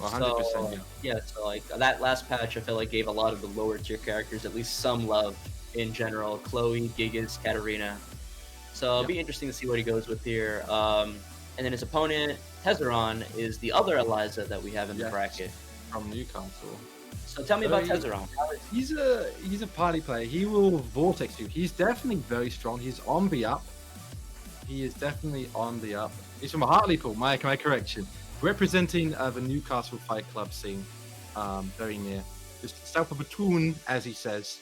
That's a Tezzaron impression for you. Not very good, sorry. But yeah, definitely a momentum-based Eliza player. He likes to party. He likes to go for the Tezzaron, get in the game, will you please?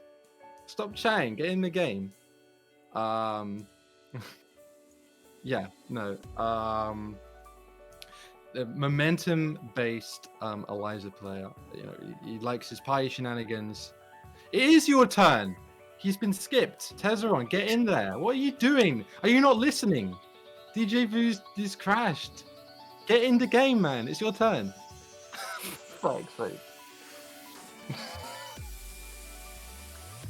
Okay, guys. Grassroots stream here. Grassroots stream. In the meantime, allow me to shield the Matcherino for you guys. We're currently at $640, which is fantastic. C52G bought a t-shirt, which is fantastic. Really nice on these nice summer's days that we've got. And half of it goes to a prize pool. But you've also got Sponsor Quest, G Fuel. You can follow some guys on Twitter. You can do some likes, some retweets, subscribe. Some likes on some YouTube videos, and it all goes to a prize pool, all goes to the players' top 8 payout for you guys. Lost my breath.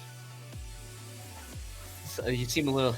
Tezzaron seems to be getting people a little agitated here, as does his Tekken play, it seems, as well.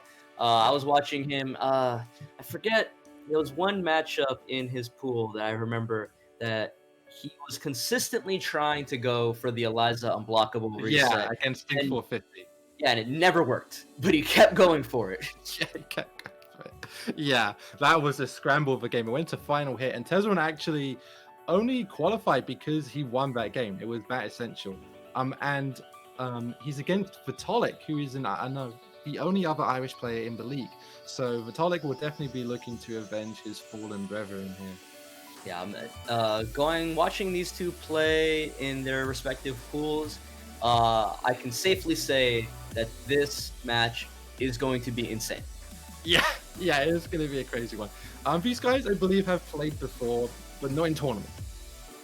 You know, this is one of the only real positives, so to speak, of having this online, is that we can have this over several weeks and we can show matchups in the UK and Ireland that you don't usually get to see, and this is one of them.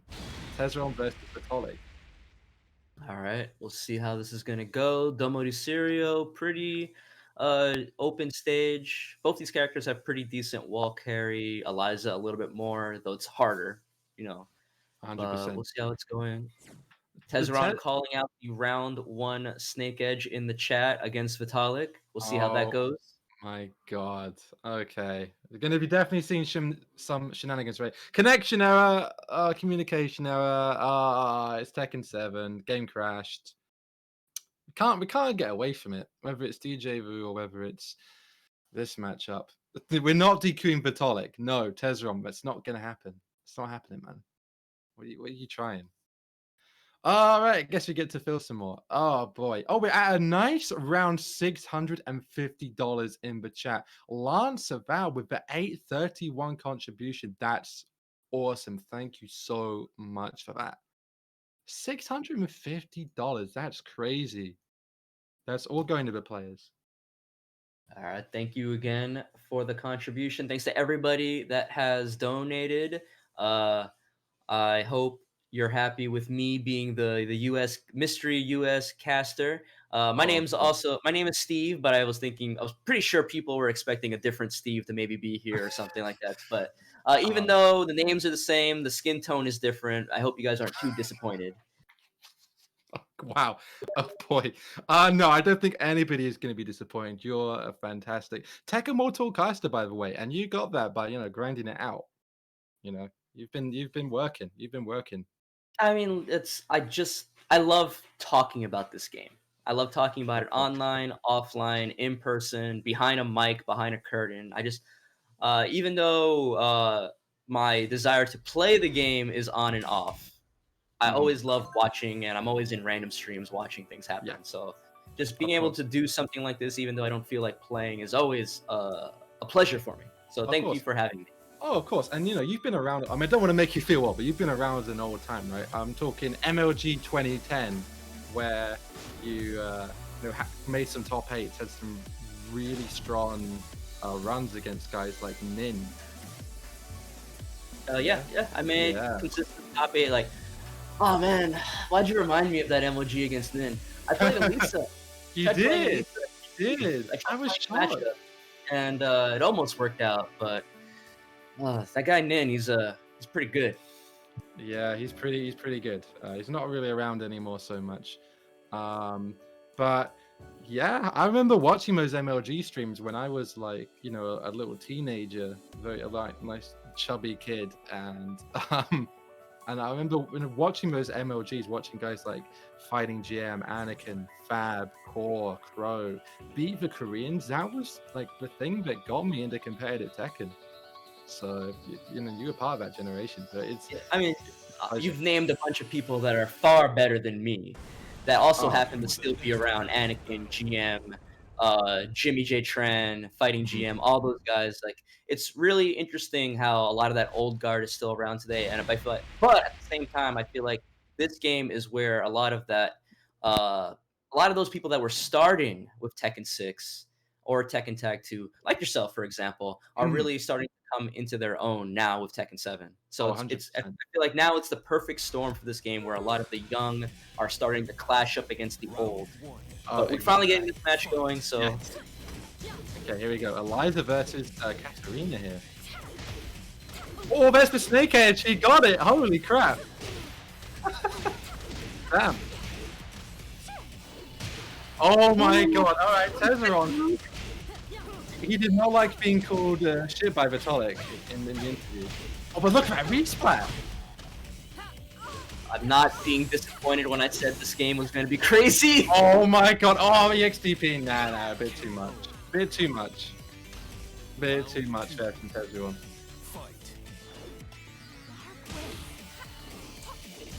They keep out from Tez, gets punished. Yeah, the one thing that I noticed the difference between Tez versus EMinor is that Tezzaron really likes throwing out that heavy dive kick now with the buff in Season 3.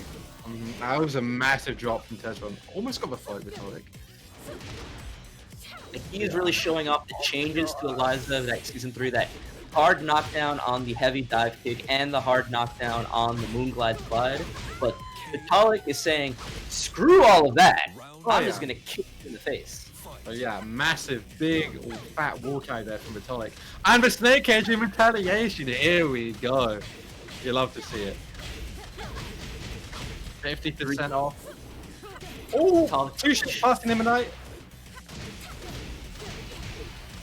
Alright, Vitolc in a good position here, but nice block on the string, trying to get something going here, Vitolc. Nice interrupt. Yeah. Oh, gets him with the EX. Vitolc staying alive. Alright, gets on the board here, trying to shift back to momentum. Nice punish. There's the EX.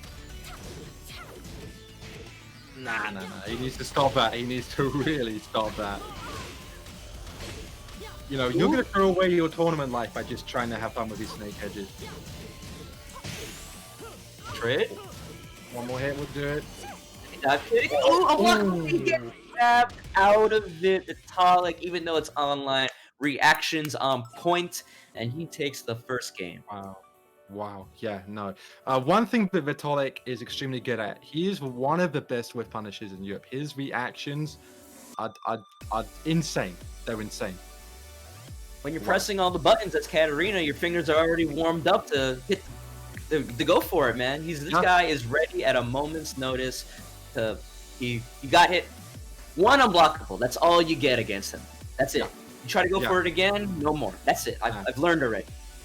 Vitolc saying in the chat he's playing in 720p, so he's playing with a bit of a handicap right now. Shout out to those guys who think playing in 720p actually reduces input delay. It doesn't. Yeah, wow. Shirdel, there's less pixels for my game to render, so it has to be going faster. It's just simple mathematics. Shout outs to Just Fame James. Oh my He's not the only one. That's true, but he was the first. Oh boy. Anyway, well maybe that's a secret behind Vitolic's reactions. No, it's not. Anyway, Tezzaron, you know, he got that honorary £5, but if he wants to stay alive, he needs to make some big adjustments. Oh god, this stage with these characters, yikes. Yeah, he made 5 off of the snake edge, but there's a lot more at stake here. The Matcherino prize pool, if you guys just saw it, now at 655.69. Big thanks to Random Mob and Ren for the continuous donations. You guys are fantastic. The momentum right now is just insane. I love it so much. Oh, that's some halal shit right there. Oh, haram, sorry, haram. That's big haram. This is a default, isn't it? Yeah, it is a default for some reason. Oh my god! Ooh, that's a lot of damage! Holy crap. Vitolc is putting on a combo show. KYSG. Alright, counter down 4. Nice. Just short of the wall. The wall pressure. Nice dog jab to challenge. Tezzaron. Sorry, I don't know my halals and my harams, alright? I'm not. I'm agnostic. Anyway. Counter hit from Vitolc. Nice. This is the string Tezzaron catching Vitolc being a little trigger happy. Yeah, here's the thing between these two. Like, if you're gonna press buttons, that's gonna leave you open to counter hit bait on these strings. I said it's haram, Spag. I said it's haram.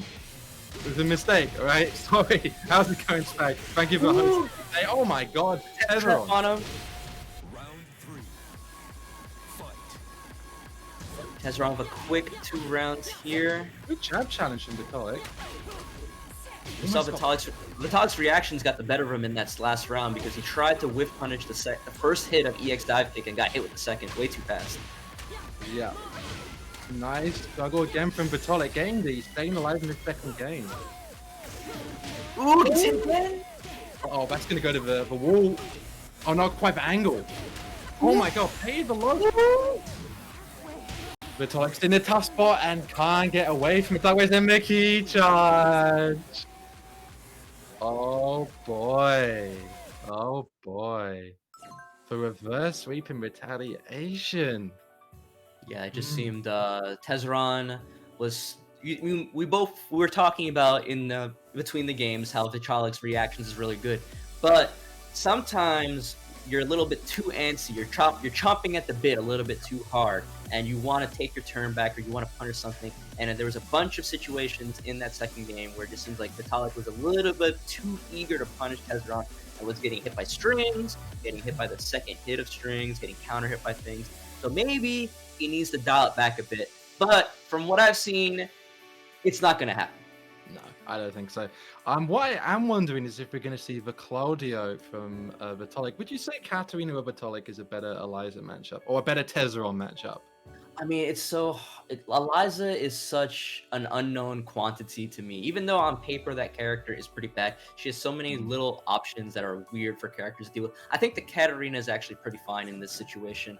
Vitolc just needs to be a little bit less bloodthirsty, I guess is the best way I could say. He's a little bit too eager to try to kill this Eliza, and it's got him messed up in that second game. So maybe instead of the 11, dial it back to just a 10 here. So yeah, we'll see. Okay. No, sticking to the Katarina, but a much larger stage. I think the shenanigans were definitely what got Tezzaron meta game. So maybe Vitolc thinking, back away a bit and just wait. I think could be a good shout here. All right, final game between these two. Oh yeah, we're all having a good time, Bloodhawk, and it's great having you in the desk. This is fantastic Tekken right now. Okay, Haram Bikini versus Halal Katarina. Well, I've never thought I'd say Halal and Katarina in the same sentence. But all right, counter hit, heavy dive kick. We're gonna get to the wall easily. Messes up the combo though. Gets the booty though. When does this combo end? That was okay. Okay. Baits it out. And what? What was that? Did he DC? I don't know. Alright. We're just gonna let it rock, I guess. Another counter hit dive kick.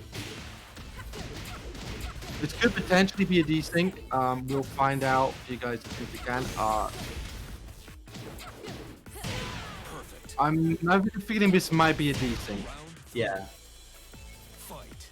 But we'll find out. Counter hit from Tezzaron.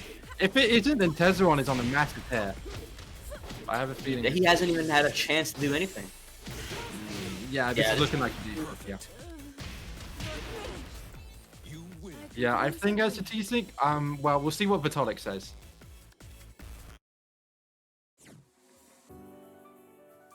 We'll see what Vitolc says. If it wasn't, then holy crap. But that definitely looks like a desync. Yeah. Are they saying anything in the chat? Oh yeah, Vitolc got a win. Both players are on a win apparently. So yes, definitely that's a decent sign. Yes. All right, that's unfortunate, but I think we'll just probably start that one from the top. Is my guess. We'll see what admin says, but I believe we'll just start back from 0-0 because it seemed like they desynced immediately. Tezzaron in the chat asking, well, can I get that first round at least? Well, he didn't punish the EXTP, and that was admin's orders. We're going to be playing from the top, guys. It's 0-0. Yeah. The confirmation it was a desync. We're going to be playing from the top. I think that's the fairest situation here. It's Tekken 7. It's online. It does happen. Let's talk about the fact that Namco are going to be apparently doing some TWT online tournaments to compensate for the cancellation of the whole tour. What do you think of that? Do you want my esports opinion or my honest opinion? Honest opinion, please. I think it's gonna be a shit show. Yeah. Unless if they fix that online quick time, Unless the online is a problem. Even if the online was the way it was in season 2, which I feel like was the way it was at its prime, because the online didn't used to be as bad as it is now. It was pretty decent for a time, and then something broke, and nobody talks about it.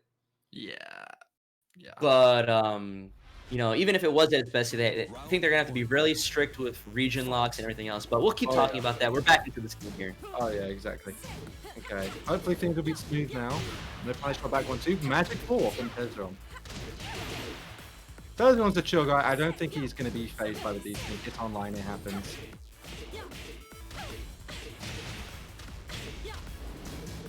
Ooh, that was combo. Really unfortunate wall access there. Oh my snake edge! Oh my god. Oh, range throw. Kill though. What's the mix? Oh, he didn't commit to the 3. Is he gonna punish it this time? Yes. Okay. Round 2. Fight.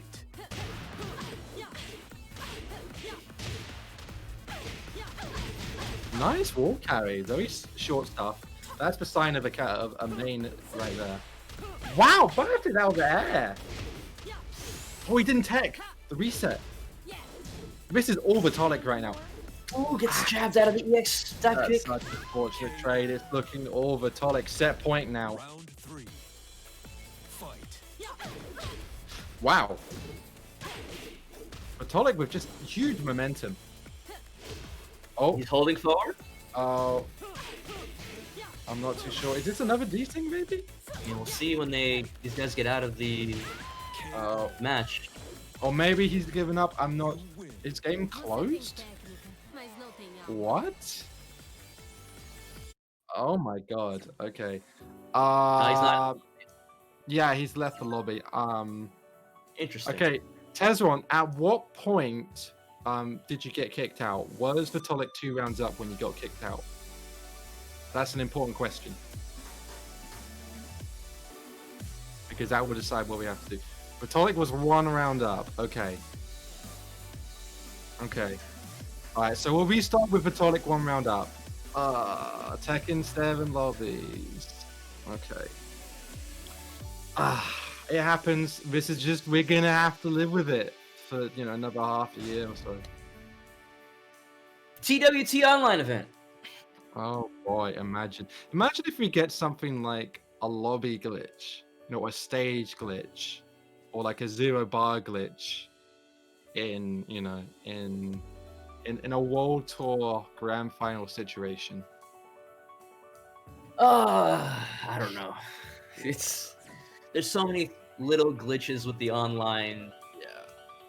Not to talk about even like the state of the netcode in general. People were talking about it in the chat in between the match. Like, release was bad. Mm-hmm. And they fixed it. Yeah. And it was pretty good through late season 1 to season 2, and then some point in late season 2, it broke again. Yeah. So now it's somewhere in between the way it used to be and the way it was on release. So it's like there's like an online tier list now, the way it used to be. Oh, Season honestly. 2 was the best. Yeah. Okay, so yes, Vitolc is going to be 1 game up because Tezzaron went for the EXDP at the end. Tezzaron start with 0 bars. Of course, 2D characters you have to consider about meter when you're doing these restart situations. But yeah, Tezzaron, make sure you don't have a bar when we start. So it's going to be 1-0 Vitolc. It's unfortunate. It's the best we can do. It's, you know, that is going to be the situation here. Hopefully, 3rd time is the charm, guys. The drama of online. It's okay. In my experience, you get 1 really bad match like this, and then Mhm. it's fine the rest of the day. Please don't say you jinxed us. No, it's like I'm knocking on wood right here. Nice, thank you for knocking on wood. I'll also knock on wood. Okay. Alright, so Tezzaron giving away this first round, like we agreed. Now Okay, we that should be getting. fine. Yes.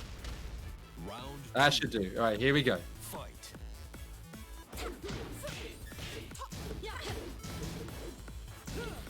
You know, it really shows the test of a tournament player to be able to keep your resolve in situations like this and just go with the flow and still be able to stay in a tournament like this.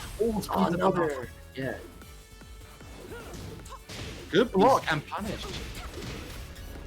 A little bit too close to the wall. Yeah, it was a low wall hit there. Almost got the float. Good block. Good jab. Oh, and Vitolc again on set point. He's getting consistently floated out of these dive kick attempts now. Yes. Tezzaron, he's on his last life here. He's on his last legs. Nice little parry. Yes, challenging these lows. Gets the block set. Ooh, no, not quite the right punish on the spring kick. Challenge. Magic 4.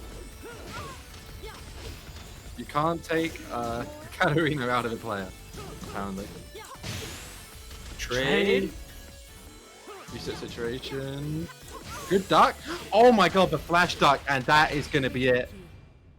And yet, it took a while, but Vitolc is going to take the set.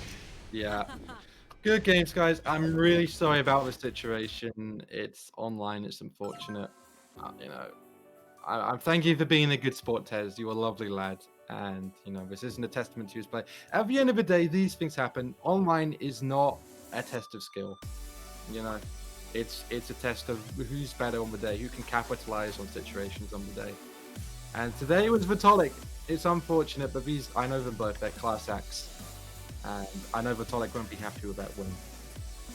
Yeah, you know, we're not doing these events because we want to. We're doing it because it's all we have for the moment. Exactly. But good job, good job, Vitolc. Sorry, clutching it out. And now we move on. First of all, I would like to say, thanks to donations from a random mop and Bebop, we are currently at $669.69.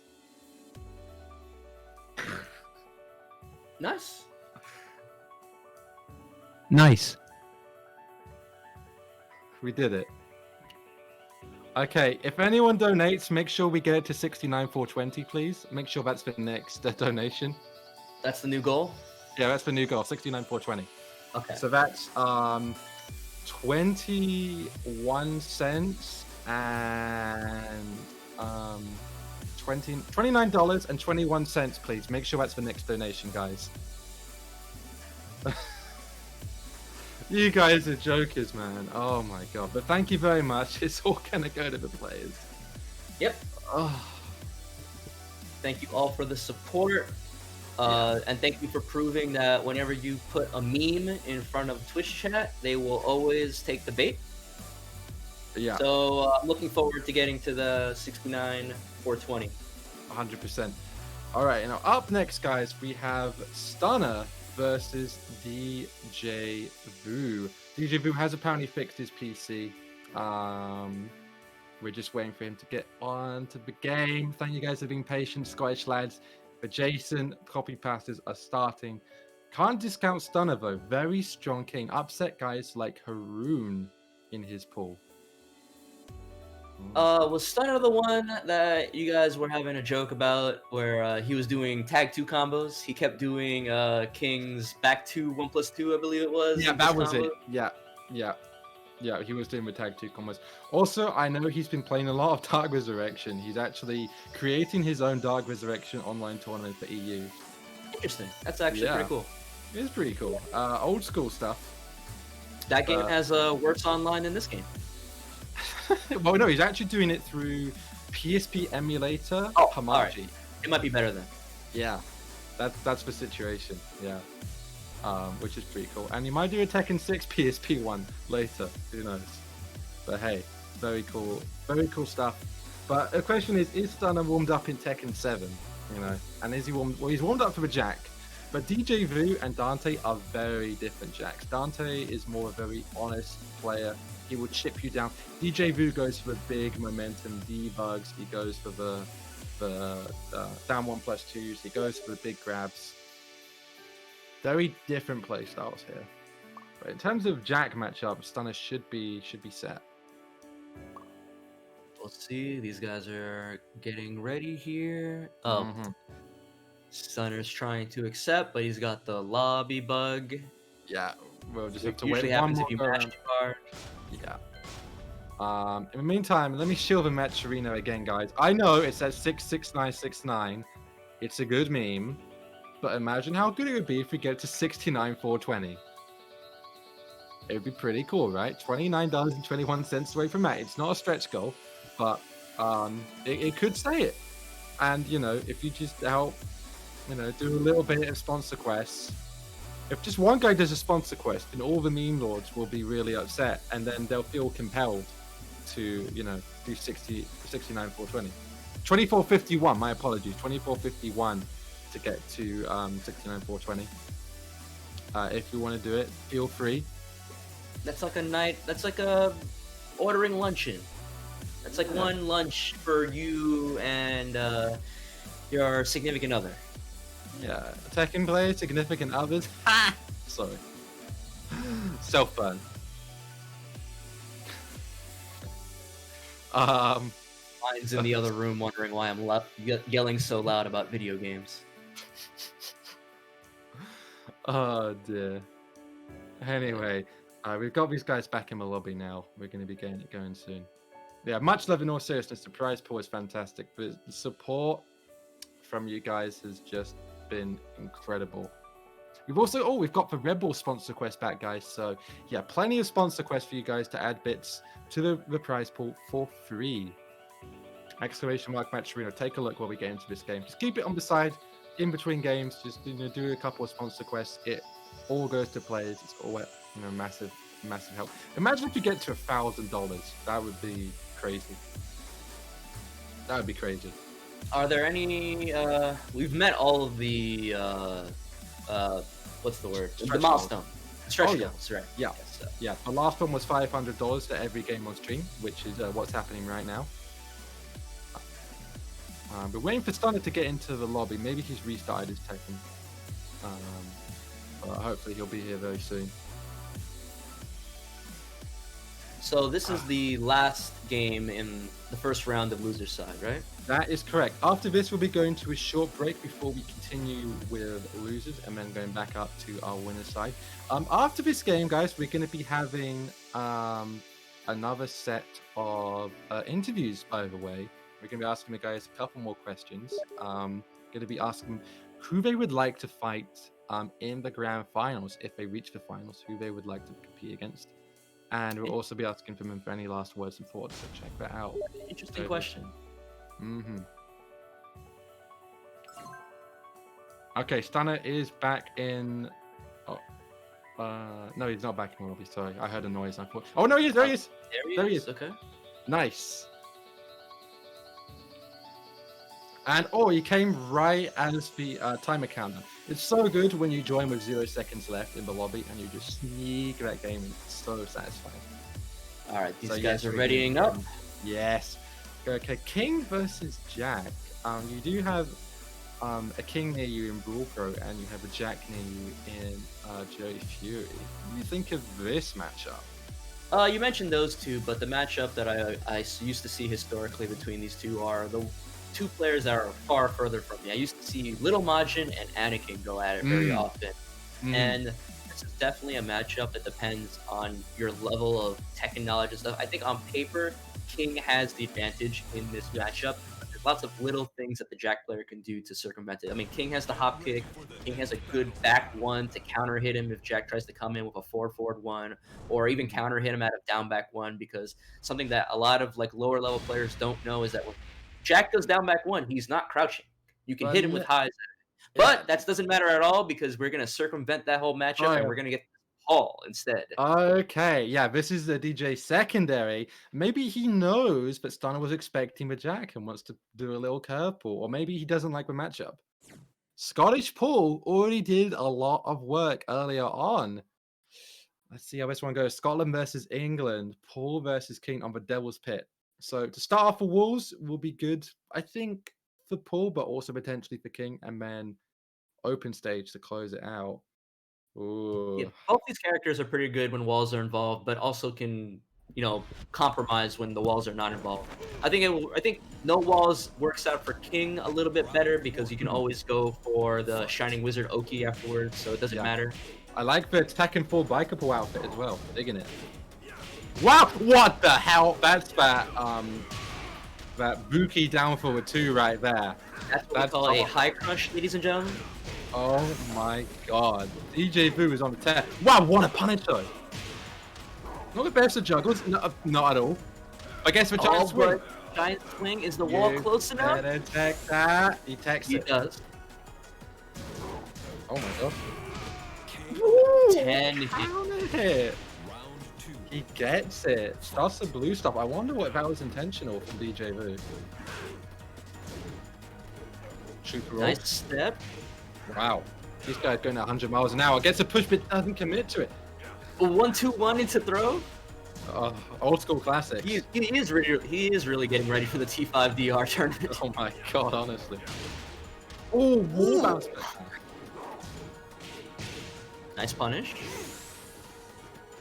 Stun. I like the keep out here. Djay Voo finding a way in though. Another high crush with the down forward 2. Oh, goes Nice for up. interesting stuff. Oh, nice with that. I like the challenge and baits out the rage art. Good stuff. Stunner looking good here. The pool looked a little shaky at first, but now he's got a really good situation. Djay Voo couldn't find those walls in the first 2 rounds. Sweeps the leg. What a nice sweep. Djay Voo did say Online Kings are a bad matchup for him. And he did rock say that. bottom. The rock bottom. Oh, he tried. Rolls away from the ground throw. Still in it. He's got 1 life left, but he's not in rage, unfortunately for him. We talked about this before. The game's not. The round hasn't started until Paul's in rage. Oh my god. This should do a lot of damage. That's gonna do a lot of damage, that's for sure. Oh, he dropped the death fist. 1, 2, 3. That is punishable hit. Wow. Gets him with the falling leaf combo. Oh my god. A lot of people don't know 1, 2, 3 punishable on hit, by the way. I wanna make with the oh.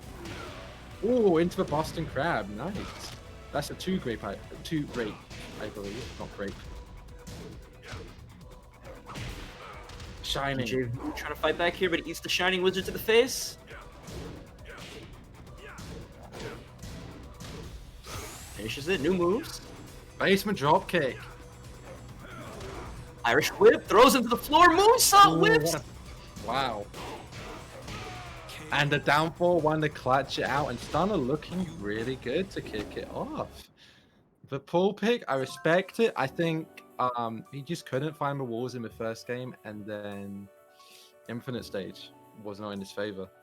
Yeah, once losing those 2 rounds real fast was a bad look for Djay Voo, and you know, he had some good moments in those first 2 rounds. That down forward 2 was doing a lot of work, just effortlessly going through the highs of Stunner, but it didn't seem to matter. And then once he got to the Infinite Stage, Stunner seemed to play the matchup a little bit more slowly. Djay Voo almost had that 3rd round with the Rage. He got the launcher into Rage. Just showing how dangerous Paul is. Why is he the only one that gets to cancel his Rage art into a full combo? It's so unique, you know, so special. But we'll see if he decides to go back to the Jack for this or stays with the Paul. What are your thoughts on him? I think the Paul is fine. I think he obviously picked it for a reason. Those high crushing down forward 2s were nasty. Really punished Stunner for doing that. And Stunner didn't stop going for those strings. I think a smaller stage, if he's lucky with random select, will help a lot here. Yeah, I think that's really all he needs. He needs just a bit more clutch with the strings, a little bit more patience. Maybe some more lows to open him up as well. Knowing the punishes on things like the basement, drop kick, etc. Yeah, I think that would help a lot. He lost a lot of the end of round like skirmishes or scrambles where it just seemed like, especially at the end of that final round where Stunner got the clean 2-1 hit and then hit him with the down forward 2. I believe it was the finisher blow. I don't know what Djay Voo was mashing there. Maybe Rage Art, maybe something. But you know, that's a clean frame trap. I believe King off 2-1 is like +7. I want to say off the top of my head. Maybe something around. Yeah. You So don't that's want to just a match clean up frame. with it. Like anything that Stunner would have gone for would have stuffed out Djay Voo. Yeah. I'm wondering. I have a feeling that we're going to see the pull stick and a smaller stage will help a lot with Djay Voo here. I wouldn't say no to the Jack either, but 2 games against King is a tough climb for a Jack. But we're about to find out. Scott's trying to stay alive. Kirberry in the winner's side, but Djay Voo would love to keep the Scottish streams alive in the loser's side. I think the chat slightly in favor of Jason Djay Voo here. Thank you. You're a third person to compliment my shirt. Thank you very much, King. I'm channeling my inner abominable. Speaking of kings, arena stage, yeah. Very, very nice for Paul here. I think this is definitely a good option. We'll see if the walls help him out this time, or if Stunner is going to make this a 2-0 clean sweep for the last game of losers round 1. Here we go.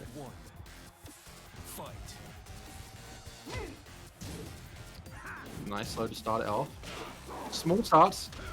Ooh, doesn't break the giant swing. You better tag that shit. No. Well, one thing that we didn't talk about is that Djay Voo is definitely getting freed up by a lot of these throws. He didn't break a lot of them in the first game, and he's not breaking them now. Oh, styling on him with the perfect. It's not even going for the wave dashes with King. You love to see it. Jaguar roll away. Gets kicked in the face for his trouble. No, not the right option, man. Wall's a bit too close. Backswing. Like jumping jab. Generic throw gets broken. That one doesn't count for breaking. This one, see, you can't break the giant. Is he gonna hit the wall here? No. Wow. Wall with the assist.